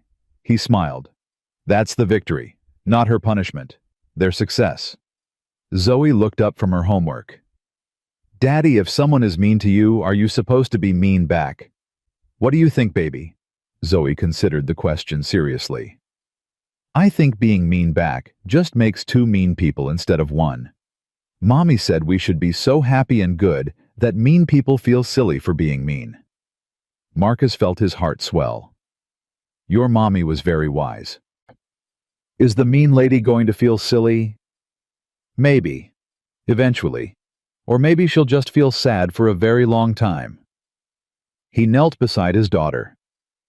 The important thing is that we don't let her meanness change who we are. We keep being kind, we keep building, we keep loving. Even people who are mean to us. Especially them, because they're the ones who need it most. Zoe hugged him tightly. I love you, Daddy. I love you too, baby girl. More than all the stars. In a federal processing center 2,000 miles away, Catherine surrendered her jewelry, her clothes, her last remaining dignity. They gave her an orange jumpsuit, a number, a cell. The first night was the longest of her life. Lying on a thin mattress, staring at a concrete ceiling, listening to the sounds of other women crying. She thought about Marcus Thompson's words in the green room. Look in the mirror. See who you've become. She didn't need a mirror anymore. The verdict had shown her exactly who she was. The days blurred together. Wake up, eat, work, sleep, repeat. Catherine was assigned to the prison library, sorting books, helping with educational programs. It was the closest thing to meaningful work she'd done in years. 3 months in a letter arrived. No return address, just her name and the prison facility. She opened it with trembling hands. Ms. Sterling. I debated whether to write this. My therapist said it might help with closure. My mother said I should let you rot. I decided to listen to my therapist. I'm not writing to gloat. I'm writing because I need you to understand something. When I worked at Sterling Properties, I was 24 years old. I was hungry and ambitious and desperate to prove myself. I thought if I worked hard enough, I could overcome any obstacle. I didn't understand yet that some obstacles aren't about work. They're about who you are, who you were born as. You taught me that lesson. Every dismissive comment, every passed-over promotion, every time you looked through me like I wasn't there. You taught me that some people would never see me as an equal no matter what I accomplished. For a long time I hated you for that. I hated you so much it kept me awake at night. I fantasized about your downfall. I imagined watching you lose everything. Then it actually happened. And you know what I felt? Nothing. Not satisfaction, not triumph. Just emptiness. Because your suffering doesn't heal what you did to me. It doesn't give me back the confidence you stole. It doesn't undo the years I spent doubting myself because someone in power told me I wasn't good enough. I had to rebuild that myself, piece by piece, day by day. And I did it. Not because of you, despite you. Horizon Real Estate Technologies is doing well. Better than well. We're changing an industry. We're proving that diverse teams aren't just ethical, they're stronger. We're building something you never could have built because you were too blinded by your own prejudice to see talent when it didn't look like you. I don't forgive you. I'm not sure I ever will. But I've let go of the hate. It was poisoning me more than it was hurting you. Marcus Thompson told me something once. He said excellence is the best response to prejudice. He said our success speaks louder than their failures. He was right. So this is my closure. This is me telling you that you didn't break me. You tried. You failed. And now I'm thriving while you sit in a cell. I hope you use this time to become someone better. Not for my sake, for yours. Because living with the person you've been must be exhausting. Jasmine Williams, CEO, Horizon Real Estate Technologies. Catherine read the letter 3 times. Then she folded it carefully and placed it under her pillow. That night, for the first time since she'd arrived, she cried. Not from self-pity, not from fear, from recognition. She'd spent her entire life building walls, protecting herself, making sure no one could ever make her feel small. And in doing so, she'd made countless others feel exactly that way. The irony was devastating. The next morning, she requested a meeting with the prison counselor. I need to make amends, she said. Real amends. Not just apologies. I need to do something. What did you have in mind? I don't know yet, but I need to start somewhere. The counselor studied her. Most people who come through here never have that conversation. They serve their time and leave as angry and bitter as they arrived. I don't want to be most people anymore. What changed? Catherine thought about the question. About Jasmine's letter. About Marcus's words in the green room. About Zoe's innocent question on the FaceTime call that she'd overheard from across the ballroom. I finally looked in the mirror, she said, and I didn't like what I saw. The months passed slowly after that, but they passed differently. Catherine started a discussion group for other inmates. White women mostly convicted of various white-collar crimes. They talked about privilege, about bias, about the ways they'd hurt people without even realizing it. Some of them got defensive. Some of them walked out. But some of them listened. One woman, a former bank executive named Patricia, broke down in tears during a session. I never thought of myself as racist, she said. I have black friends. I voted for Obama. But when I really look at my decisions, the patterns. It's not about thinking of yourself as racist, Catherine said quietly. It's about recognizing that we were raised in a system that taught us certain people matter more than others. We absorbed that without questioning it, and then we acted on it without seeing what we were doing. So what do? We start seeing. That's the first step. We pay attention to who we dismiss without thinking, who we assume doesn't belong, who we treat differently without noticing. Catherine paused. And then we choose differently. Every time. Even when it's hard. Especially when it's hard. Patricia wiped her eyes. Do you think people can really change? I don't know. Catherine's voice was honest. But I know they have to try. Because the alternative is staying exactly who they are. And for some of us, that's not good enough. Meanwhile, beyond the prison walls, the world kept moving. Horizon Real Estate Technologies closed a Series B funding round of $400 million. Jasmine Williams was on the cover of Forbes, named one of the most influential entrepreneurs under 40. Michael Chen became the youngest Asian American VP in Google's history. His speech at a tech diversity summit went viral, viewed 40 million times. Carlos Rivera's scholarship fund had now sent 47 students to college. He'd quit corporate America, entirely dedicated himself full-time to mentorship and education. Marcus Thompson's fund grew to $4 billion. He'd invested in 62 companies led by underrepresented founders. Combined valuation $18 billion. The ripple effects of Catherine's cruelty had somehow transformed into waves of positive change. The people she'd tried to hold down had risen higher than she ever had. And in her cell, Catherine Sterling slowly, painfully began to become someone new. Not because she wanted redemption, not because she thought she deserved forgiveness, but because the alternative was staying exactly who she'd been. And that person had destroyed everything she touched. 14 months into her sentence, Catherine received an unexpected visitor.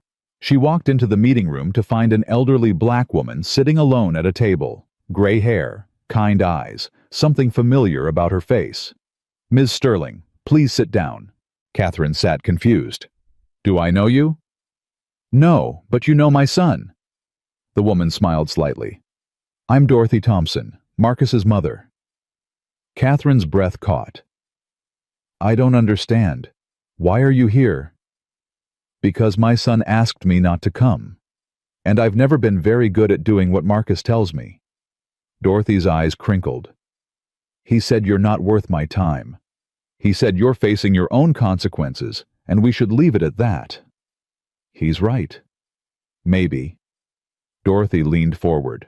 But I'm 73 years old, Ms. Sterling. I've lived through segregation. I've been called every name you can imagine. I've watched my son face barriers I thought we'd left behind generations ago. I needed to see for myself. See what? Who you are now. Whether you're the same woman who told my son to know his place. Catherine felt tears forming. I don't know who I am anymore. That's progress. Dorothy's voice was unexpectedly gentle. The woman who humiliated my son was very certain about who she was. Certain she was right. Certain she was better. Certainty like that is dangerous. I'm so sorry. For what I did. For who I was. I know. Dorothy reached across the table, placed her wrinkled hand over Catherine's. My husband left when Marcus was 6. I raised that boy alone, working 3 jobs, telling him every day that he was worthy, that he was brilliant, that no one could limit his potential unless he let them. He turned out extraordinary. He turned out like his mama raised him. Strong, kind, forgiving. Dorothy squeezed Catherine's hand. Too forgiving sometimes. He wanted to hate you. For about 5 minutes after that video. Then he couldn't. It's not in his nature. How can he not hate me? Because hate takes energy, and Marcus would rather spend that energy building something beautiful than tearing something down. Dorothy released her hand, sat back. My daughter-in-law, Maya. God rest her soul, she taught him that. Hurt people, but healed people build. His wife. Breast cancer. 3 years ago. Marcus held her hand until the very end, never left her side. Dorothy's eyes glistened. He'd just closed his biggest deal. Could have celebrated. Instead, he came home and spent 6 months caring for a dying woman and their little girl. Catherine thought about her own marriage. The coldness, the distance, the way she'd treated Thomas like another employee to manage. He's a good man. The best man I know. Dorothy stood. I came here to tell you something, Ms. Sterling. I came to tell you that I don't forgive you. What you did to my son, to all those people, that doesn't get forgiven. Not by me. Catherine nodded. She understood. But I also came to tell you that I see you're trying. The discussion groups, the reading programs, the way you're spending your time here. Dorothy moved toward the door. That matters. Not enough to erase what you did, but enough to show you might become someone worth being. Thank you for coming. Don't thank me. Prove me right. Dorothy paused at the door. My granddaughter asked Marcus once if mean people could learn to be nice. He said he didn't know, but he hoped so, because everyone deserves the chance to become better. He told me to look in the mirror. And did you? I'm still looking, every day. I don't like what I see, but I'm not looking away anymore. Dorothy studied her for a long moment. Then she nodded, once turned and walked out. Catherine sat alone in the meeting room for a long time afterward. 4 more months passed. And finally, the day came when Catherine Sterling walked out of federal prison a free woman. She had $437 to her name, a bus ticket to Miami, a halfway house address where she'd spend her first 90 days of supervised release. No company, no mansion, no designer clothes, just a woman alone starting over.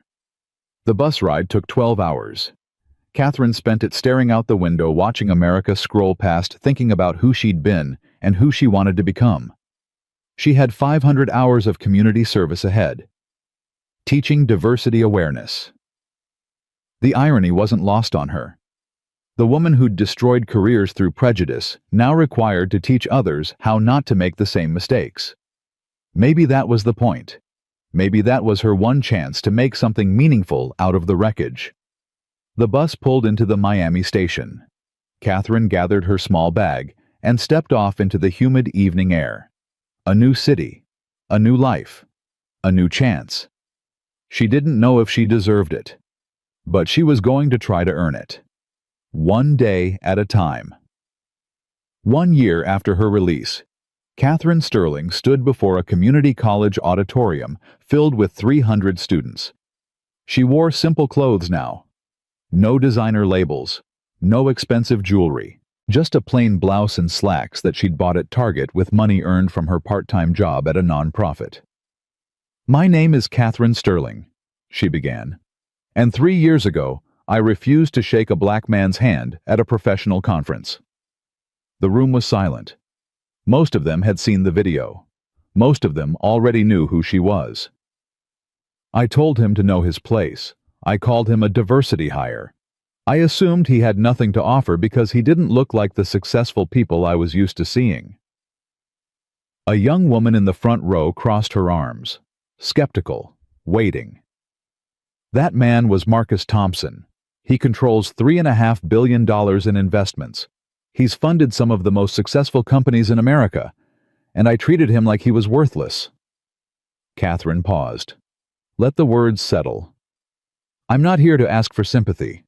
I'm not here to make excuses. I'm here because the court ordered me to complete 500 hours of community service teaching diversity awareness. And I'm here because I have something to say that I wish someone had said to me 30 years ago." She clicked to her first slide. A photo of herself from 5 years earlier. Confident, polished, powerful. This woman thought she wasn't racist. She had black colleagues. She donated to charities. She voted for diverse candidates. She checked all the boxes that let her believe she was one of the good ones. She clicked again. A mugshot. Orange jumpsuit. Hollow eyes. This woman discovered she was wrong. The room stirred. Catherine continued. Racism isn't just burning crosses and using slurs. It's assumptions. It's deciding who belongs and who doesn't based on how they look. It's treating people differently and telling yourself it's about standards or culture fit or qualifications when really it's about bias you won't admit you have. She spent the next hour walking through case studies, real examples, her own decisions dissected with brutal honesty. "I passed over a Latina woman for promotion because I thought she was too emotional. I realize now that I'd never called a white woman emotional for expressing the same passion in meetings. I asked an Asian American engineer where he was really from. He was born in Cleveland. His family had been in America for 4 generations. I told a black marketing coordinator to tone down her personality. I never once told a white employee the same thing." After each example, she asked the same question. What assumption was I making? What bias was driving my decision, and how could I have chosen differently? The students engaged reluctantly at first, then more openly. Questions flew. Challenges arose. Catherine answered all of them without defensiveness. "How do we know you're really changed?" the skeptical woman in the front row finally asked. "How do we know this isn't just an act to rebuild your reputation?" Catherine considered the question carefully. "You don't know. You can't know. And honestly, I'm not sure it matters." She paused. "Whether I'm genuinely changed or performing change doesn't change the facts I'm sharing with you. Doesn't change the lessons you can learn from my mistakes. Doesn't change the choices you'll make in your own careers. So why should we listen to you? Because I'm proof that anyone can be blind to their own bias. I was educated, successful, surrounded by smart people, and I still hurt dozens of employees without seeing what I was doing." Catherine's voice dropped. "If it could happen to me, it could happen to you. Unless you choose to see what I refuse to see." The session ended with scattered applause. Not enthusiastic, but not hostile either. Afterward, the skeptical woman approached Catherine in the hallway. "I'm Destiny," she said. "I'm studying business administration." "Hello, Destiny." My older sister worked in corporate America for 8 years. 3 different companies. Same story every time. Passed over. Underpaid.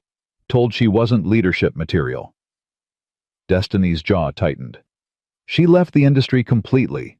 Works as a teacher now. Makes half what she could have earned. I'm sorry.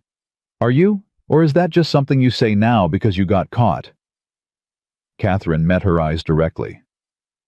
I'm sorry because I understand now what I didn't understand before. Your sister's experience wasn't unique. It was systemic. And I was part of that system. I enforced it. I benefited from it. I told myself I was just maintaining standards, when really I was maintaining walls. Words are easy. You're right. Catherine reached into her bag, pulled out a card. I volunteer at a career mentorship program for underrepresented students. Saturday mornings at the community center on 5th Street. If you want to come see what I actually do instead of just what I say, you're welcome. Destiny looked at the card. Looked at Catherine. Something shifted in her expression. Maybe I will. I hope so. Not because I need validation. Because you deserve support from people who understand the obstacles you'll face. Destiny pocketed the card and walked away without another word. Catherine watched her go. One conversation. One moment of connection. It wasn't redemption. It wasn't forgiveness. But it was something. 1,000 miles away, Marcus Thompson was having a very different kind of day. The Tech Diversity Summit had grown every year since its founding. This year, 4,000 attendees filled the Chicago Convention Center. Investors, founders, executives, students. All gathered to talk about building a more equitable industry. Zoe, now 11 years old, sat in the front row with her grandmother. She'd insisted on coming this year, said she wanted to see her daddy do important things. Marcus took the stage to a standing ovation that lasted nearly 2 minutes. Thank you. Please sit down before I get embarrassed. Laughter rippled through the crowd. 11 years ago, I started Thompson Capital with a simple idea: invest in people, not just pitches. Look for character, not just credentials. Build something that makes the world better, not just richer. He clicked to a slide showing statistics, numbers that would have seemed impossible a decade ago. Since then, we've invested $4.7 billion in companies led by underrepresented founders. Combined valuation of those companies, $23 billion. Jobs created 47,000. Industries transformed, too many to count. Applause erupted again. But I don't want to talk about numbers today. I want to talk about people. The screen changed. Photos appeared. Faces Marcus knew by name. Stories he'd followed from struggle to success. Jasmine Williams started Horizon Real Estate Technologies in a studio apartment with $2,000 and a dream. Today, her company is worth $2.3 billion. She employs 1,400 people and has transformed how Americans buy and sell homes. Jasmine stood in the audience, waved to the crowd. The applause was thunderous. Michael Chen left a toxic workplace where he was told Asians couldn't lead. Today, he's the chief technology officer at one of the largest tech companies in the world. His team has filed 200 patents in the last 5 years. Michael stood as well, tears in his eyes. Carlos Rivera was paid $40,000 less than his white colleague for identical work. Today, his scholarship fund has sent 83 students to college. 83 young people who might have been overlooked just like he was. Carlos rose to standing ovation. These stories matter. Not because they prove that hard work always wins. It doesn't. Not because they show that talent always rises to the top. It doesn't. These stories matter because they show what's possible when someone believes in you. When someone gives you a chance. When someone sees your potential instead of your packaging. Marcus paused. The room was completely still. 3 years ago, I was humiliated at a conference in Miami. A woman looked at my clothes and the color of my skin and decided I didn't belong. She refused to shake my hand. She told me to know my place. A murmur rippled through the audience. That moment could have defined me, could have made me bitter, could have convinced me that the system was too broken to change. He shook his head slowly. But I had a choice. We always have a choice. I chose to respond with excellence instead of anger. I chose to build instead of tear down. I chose to prove that the people she dismissed were exactly the people who would change the world. The screen filled with images. Successful founders, thriving companies, changed industries. This is what Overlooked looks like when it has a billion-dollar exit. The standing ovation seemed to go on forever. When the crowd finally settled, Marcus continued with a quieter voice. My wife Maya died 6 years ago. Cancer took her body, but it couldn't take what she taught me. He pulled a photo from his pocket. Maya smiling, healthy, alive. The last photo before her diagnosis. She used to say that hurt people, that damage multiplies if we let it. But she also said that healing works the same way. Healed people heal people. Kindness multiplies too if we choose to spread it. He looked at Zoe in the front row. She was crying. Dorothy had her arm around her. My daughter asked me once if mean people could learn to be nice. I told her I didn't know, but I hoped so. Because if they can't, what's the point of all this? What's the point of building and teaching and trying if people can't change? He set down the photo. I still believe people can change. Not all of them. Not easily. But some of them. Given the right circumstances. Given enough consequences. Given enough grace. The crowd was silent. Waiting. The woman who humiliated me in Miami is out of prison now. She teaches diversity awareness workshops as part of her community service. I'm told she's good at it. I'm told she uses her own story as a cautionary tale. Surprised murmurs. I haven't spoken to her. I don't know if I ever will. But I hope she's found some peace. I hope she's becoming someone better. Not for my sake, for hers. And for all the people she'll interact with for the rest of her life. He looked directly into the cameras, into the eyes of everyone watching. Excellence is the best response to prejudice, not because it changes the prejudiced person, but because it proves them wrong, because it shows the world what's possible, because it lights the way for everyone coming after us. He smiled. My daughter also asked me what I do for work. I told her I find people others have overlooked and I help them shine. He pointed at the audience. That's what we're all here to do. Find the overlooked, lift them up, give them chances no one gave us. Build something so beautiful, so successful, so undeniable that prejudice becomes irrelevant. His voice rose. They will underestimate us. Let them. They will dismiss us. Let them. They will tell us to know our place. Let them. He paused. And then let's show them exactly what our place looks like when we define it ourselves. The standing ovation shook the walls. 4,000 people on their feet, cheering, crying, believing. Zoe pushed through the crowd and ran onto the stage. Marcus scooped her up, held her tight as cameras flashed and the world watched. I'm proud of you, Daddy, she whispered in his ear. I'm proud of you too, baby girl. More than all the stars. After the keynote, Marcus found himself surrounded by young entrepreneurs seeking advice. He gave each one his full attention, listened to their ideas, offered guidance, handed out business cards with genuine invitations to follow up. One young man lingered until the crowd thinned, black mid-20s nervous energy barely contained. Mr. Thompson, sir, I'm Darius Jackson. I have a startup, real estate technology. I've been turned down by 17 investors. 17 is a lot. They all say the same thing. Love the idea, not sure about the team. Which means they're not sure about me. Darius's jaw tightened. I've heard your story 100 times. The video, the conference, how you handled it. I've watched your keynotes when I wanted to give up. You're the reason I'm still trying. Tell me about your startup. For the next 20 minutes, Darius pitched his idea. Commercial real estate efficiency platform, AI-driven analysis.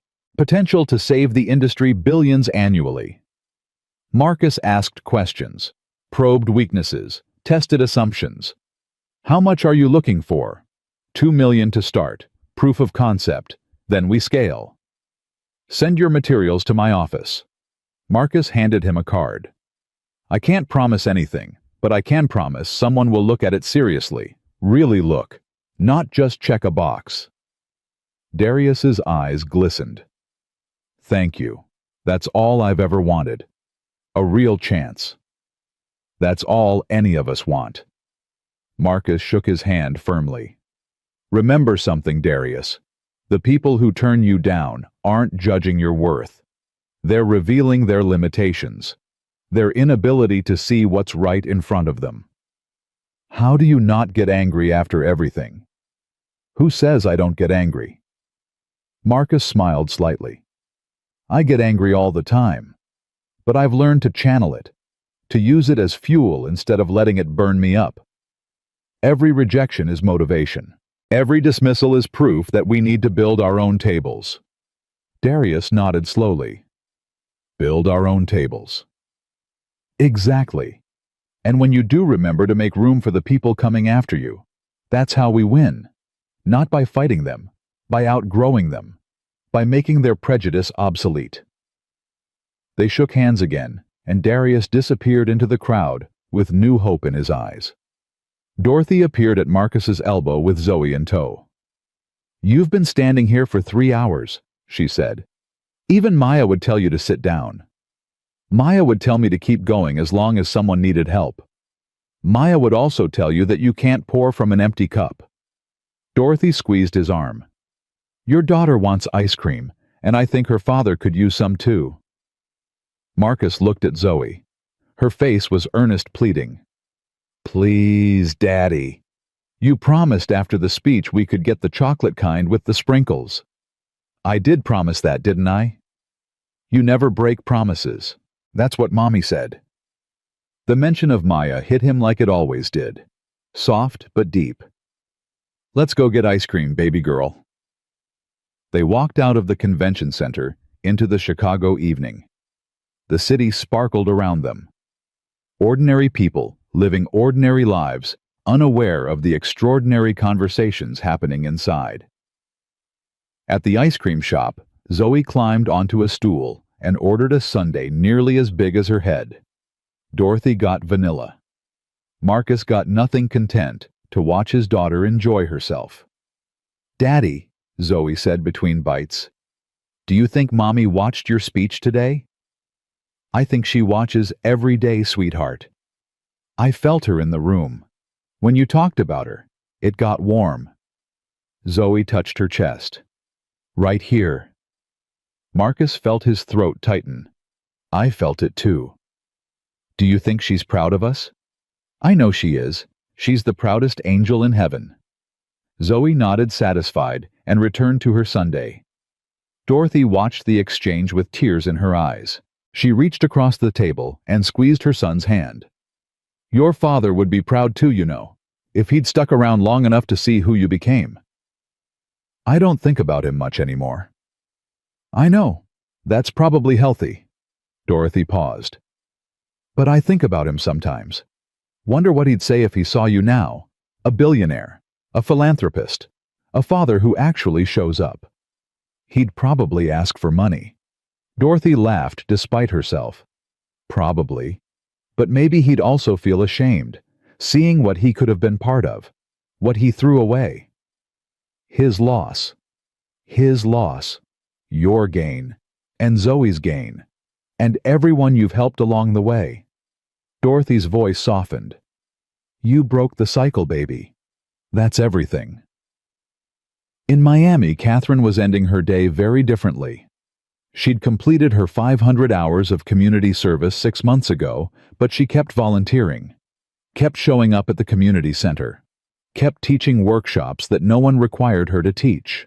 Tonight, she was meeting with Destiny. The skeptical student from that first presentation had become an unexpected regular at the Saturday mentorship sessions, then a weekly coffee meeting, then something approaching friendship. I got the internship. Destiny said as soon as Catherine sat down. The Goldman one. The Goldman one. Destiny's face split into a grin. They flew me to New York, put me up in a hotel, 3 rounds of interviews, and they picked me. Destiny, that's incredible. I almost didn't apply. You know that, right? I almost talked myself out of it. Figured someone like me didn't have a chance at a place like that. What changed your mind? You did. Hearing your story. Seeing what happens when people let their assumptions go unchallenged. Destiny stirred her coffee. You made me realize that if I didn't try, I was making their decision for them. Rejecting myself before they could reject me. And they didn't reject you. They didn't reject me. Destiny laughed. They actually fought over me. 3 different departments wanted me. I had to choose. Which one did you pick? Asset management, best training program, fastest path to the work I actually want to do. Catherine felt something unfamiliar. Pride. Not in herself, in someone else. You're going to be incredible, Destiny. You know what's funny? Destiny leaned forward. When I first met you, I wanted you to fail. Wanted your little redemption tour to collapse. Wanted you to prove that people like you can't really change. What about now? Now I think maybe change is possible. Not easy, not automatic, but possible.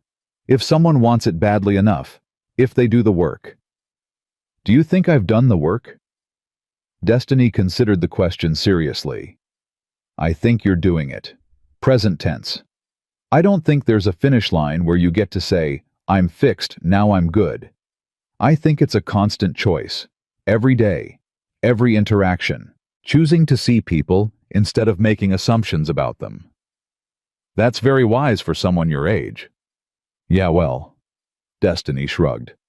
I've had good teachers, even the unlikely ones. They finished their coffee. Destiny headed home to celebrate with her family. Catherine walked to the bus stop alone. The evening air was warm. The city hummed around her. Ordinary people living ordinary lives. 3 years ago, she'd been one of the most powerful women in real estate. Private jets, executive suites, magazine covers. Now she rode the bus and lived in a studio apartment and counted every dollar. And somehow she was happier than she'd ever been. Not happy. That felt too strong. But content. At peace. Something she'd never experienced when she had everything. Her phone buzzed. Email from the community center director. Catherine. I wanted to let you know that we've received a donation specifically earmarked for our diversity mentorship program. The donor wishes to remain anonymous, but they mentioned that your workshops inspired them to give. The amount is significant, enough to expand our program to 3 additional locations. You've helped us change hundreds of lives, and now we can reach thousands. Thank you for everything you do. Catherine read the email twice, then a 3rd time. She didn't know who the donor was. Didn't need to know. What mattered was that something good was growing from the ashes of her destruction. That night, she sat at her small desk and wrote a letter she'd been composing in her head for 3 years. Mr. Thompson, I don't expect you to read this. I don't expect a response. I'm writing because I need to say something and you deserve to hear it. 3 years ago, you extended your hand to me. I refused it. I insulted you. I tried to make you feel small because I was terrified of my own inadequacy. You responded with dignity, with grace, with a quiet strength that I've thought about every day since. You told me to look in the mirror. I've been looking. I don't always like what I see. But I'm getting better. Slowly. Painfully. One day at a time. I've taught hundreds of workshops now, shared my story with thousands of people, used my failures as warnings, my mistakes as lessons. It doesn't erase what I did. It doesn't make up for the people I hurt. But maybe it prevents someone else from becoming what I was. Your mother visited me in prison. She said you hoped I would use my time to become someone better. I'm trying, Mr. Thompson. Every day I'm trying. I don't ask for forgiveness. I don't deserve it. I just wanted you to know That your words mattered. Your dignity mattered. Your example mattered. You showed me what strength really looks like. It's not about tearing others down. It's about building something so meaningful that hatred becomes irrelevant. I hope you and your daughter are well. I hope your fund keeps changing lives. I hope the world becomes more like what you're building. With genuine respect, Catherine Sterling. She sealed the letter, addressed it, mailed it the next morning. She never received a response. She hadn't expected one.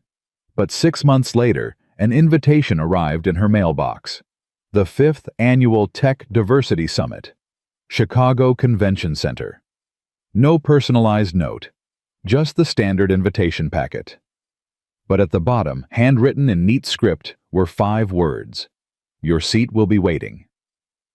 Catherine stared at those words for a very long time. Then she booked a flight to Chicago. The morning of the summit, Marcus Thompson woke early.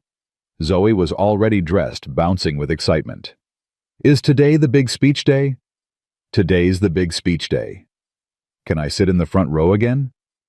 You can sit wherever you want, baby girl.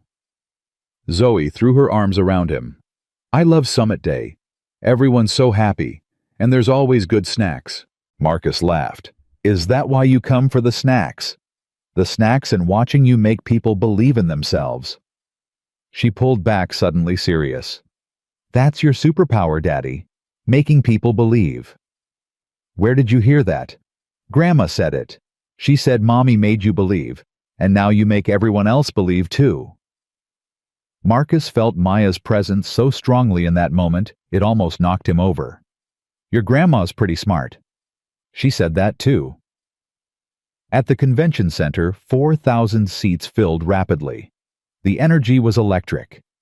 5 years of growth of success of changed lives, all gathered in one space. Marcus spotted Catherine in the back corner. Simple clothes, no pretense, watching quietly. Their eyes met across the crowded room. Marcus nodded once, a small gesture, an acknowledgement. Catherine nodded back. Then Marcus turned and walked to the stage for his keynote. Welcome to the 5th Annual Tech Diversity Summit, he began. Every year this room gets bigger. The stories get better. The proof gets stronger. He clicked to his first slide. $23 billion, 47,000 jobs, 83 scholars. Numbers that spoke louder than any speech. But today, I want to talk about something harder than success. I want to talk about forgiveness. The room went silent. We've built something incredible together. We've proven that overlooked talent is just untapped potential. We've shown that diversity isn't charity, it's competitive advantage. We've changed an industry, and we're just getting started. He paused. But what happens to the people who tried to stop us? The gatekeepers who dismissed us? The executives who looked at our skin color and decided we didn't belong? He let the question hang. Some of them double down, get more bitter, more entrenched. They'll never change, and we can't waste energy on them. Nods throughout the audience. But some of them wake up. Some of them face consequences and actually learn. Some of them become allies instead of obstacles. He looked toward the back corner, toward Catherine. Forgiveness isn't about letting people off the hook. It's about releasing the poison from our own hearts. It's about choosing not to carry their hatred with us into our future. His voice dropped. My wife Maya believed that everyone deserves the chance to become better. She believed that healing spreads the same way hurt does. One person at a time, one choice at a time. He smiled. I still believe that, even after everything, especially after everything. The speech continued, statistics and stories and calls to action. But that moment lingered in the air. That message of grace amid justice. Afterward, Catherine approached Marcus for the first time in 3 years. Mr. Thompson? Ms. Sterling. They stood facing each other. So much history between them. So much pain. So much growth. Thank you for the invitation, Catherine said. I wasn't sure you'd want me here. I wasn't sure either. But my daughter convinced me. Your daughter? She asked if mean people could learn to be nice. I told her I hoped so. Marcus paused. She said hoping wasn't enough. She said someone had to give them a chance to prove it. Catherine's eyes glistened. She sounds like her mother. She is. More every day. Silence stretched between them. Not uncomfortable, just weighted with everything that had happened and everything that could never unhappen. I read your letter, Marcus finally said. I appreciated it. I meant every word. I know. He extended his hand. I think we got off on the wrong foot 3 years ago. Catherine looked at his hand. The same hand she'd refused. The same gesture she'd rejected with such contempt. This time she took it. I'm Catherine Sterling. I've made terrible mistakes. I'm trying to do better. I'm Marcus Thompson. I believe people can change. Welcome to the summit. They shook hands, firm, brief, historic. Then Marcus walked away to greet other attendees, and Catherine stood alone in the crowd, tears streaming down her face. Not redemption. That wasn't possible. Not forgiveness. That wasn't Marcus's to give. But acknowledgement. Recognition. A door left open instead of slammed shut. It was more than she deserved, and exactly what she needed to keep going. The summit continued around her. Success stories and investment announcements and standing ovations for founders who'd overcome impossible odds. In the front row, Zoe Thompson watched her father change the world one handshake at a time. In the back corner, Catherine Sterling watched and learned and remembered why she was still trying. And somewhere beyond all of it, Maya Thompson smiled down at the beautiful, messy, imperfect work of human beings, choosing to be better than their worst moments. Because that's what healing looks like. Not perfect. Not complete. Not tied up in neat bows. Just people making choices. Every day. Every interaction. Every extended hand either accepted or rejected. The hate that Catherine Sterling had carried for 50 years nearly destroyed her. It cost her everything. Her company, her marriage, her freedom, her identity. But from that destruction, something unexpected grew. Something small and fragile at first, but persistent. A chance. A choice. A path forward. She would never be the hero of this story. That role belonged to Marcus and Jasmine and Michael and Carlos, and all the others who'd turned their pain into power. But maybe she didn't have to be the villain forever either. Maybe she could be what she'd become, a warning and a witness, living proof that the walls we build to keep others out eventually become prisons that keep us trapped inside. And maybe that was enough. Maybe that was exactly enough. Because in the end, the story isn't about one woman's fall or one man's rise. It's about all of us. Every choice we make, every assumption we challenge or accept, every hand we extend or refuse. We are all writing this story every single day. The only question is what we want it to say. Marcus Thompson chose excellence over anger. He chose building over tearing down. He chose to light the way for others instead of cursing the darkness. And because of that choice, thousands of lives changed. Billions of dollars flowed to overlooked founders. An entire industry began to transform. One handshake refused became a movement that couldn't be stopped. One moment of cruelty became a catalyst for generational change. One man's dignity in the face of hatred became a blueprint for everyone watching. This is the truth that Catherine Sterling learned too late, but finally understood. How you treat people when you think no one important is watching reveals exactly who you are. And who you are determines everything that follows.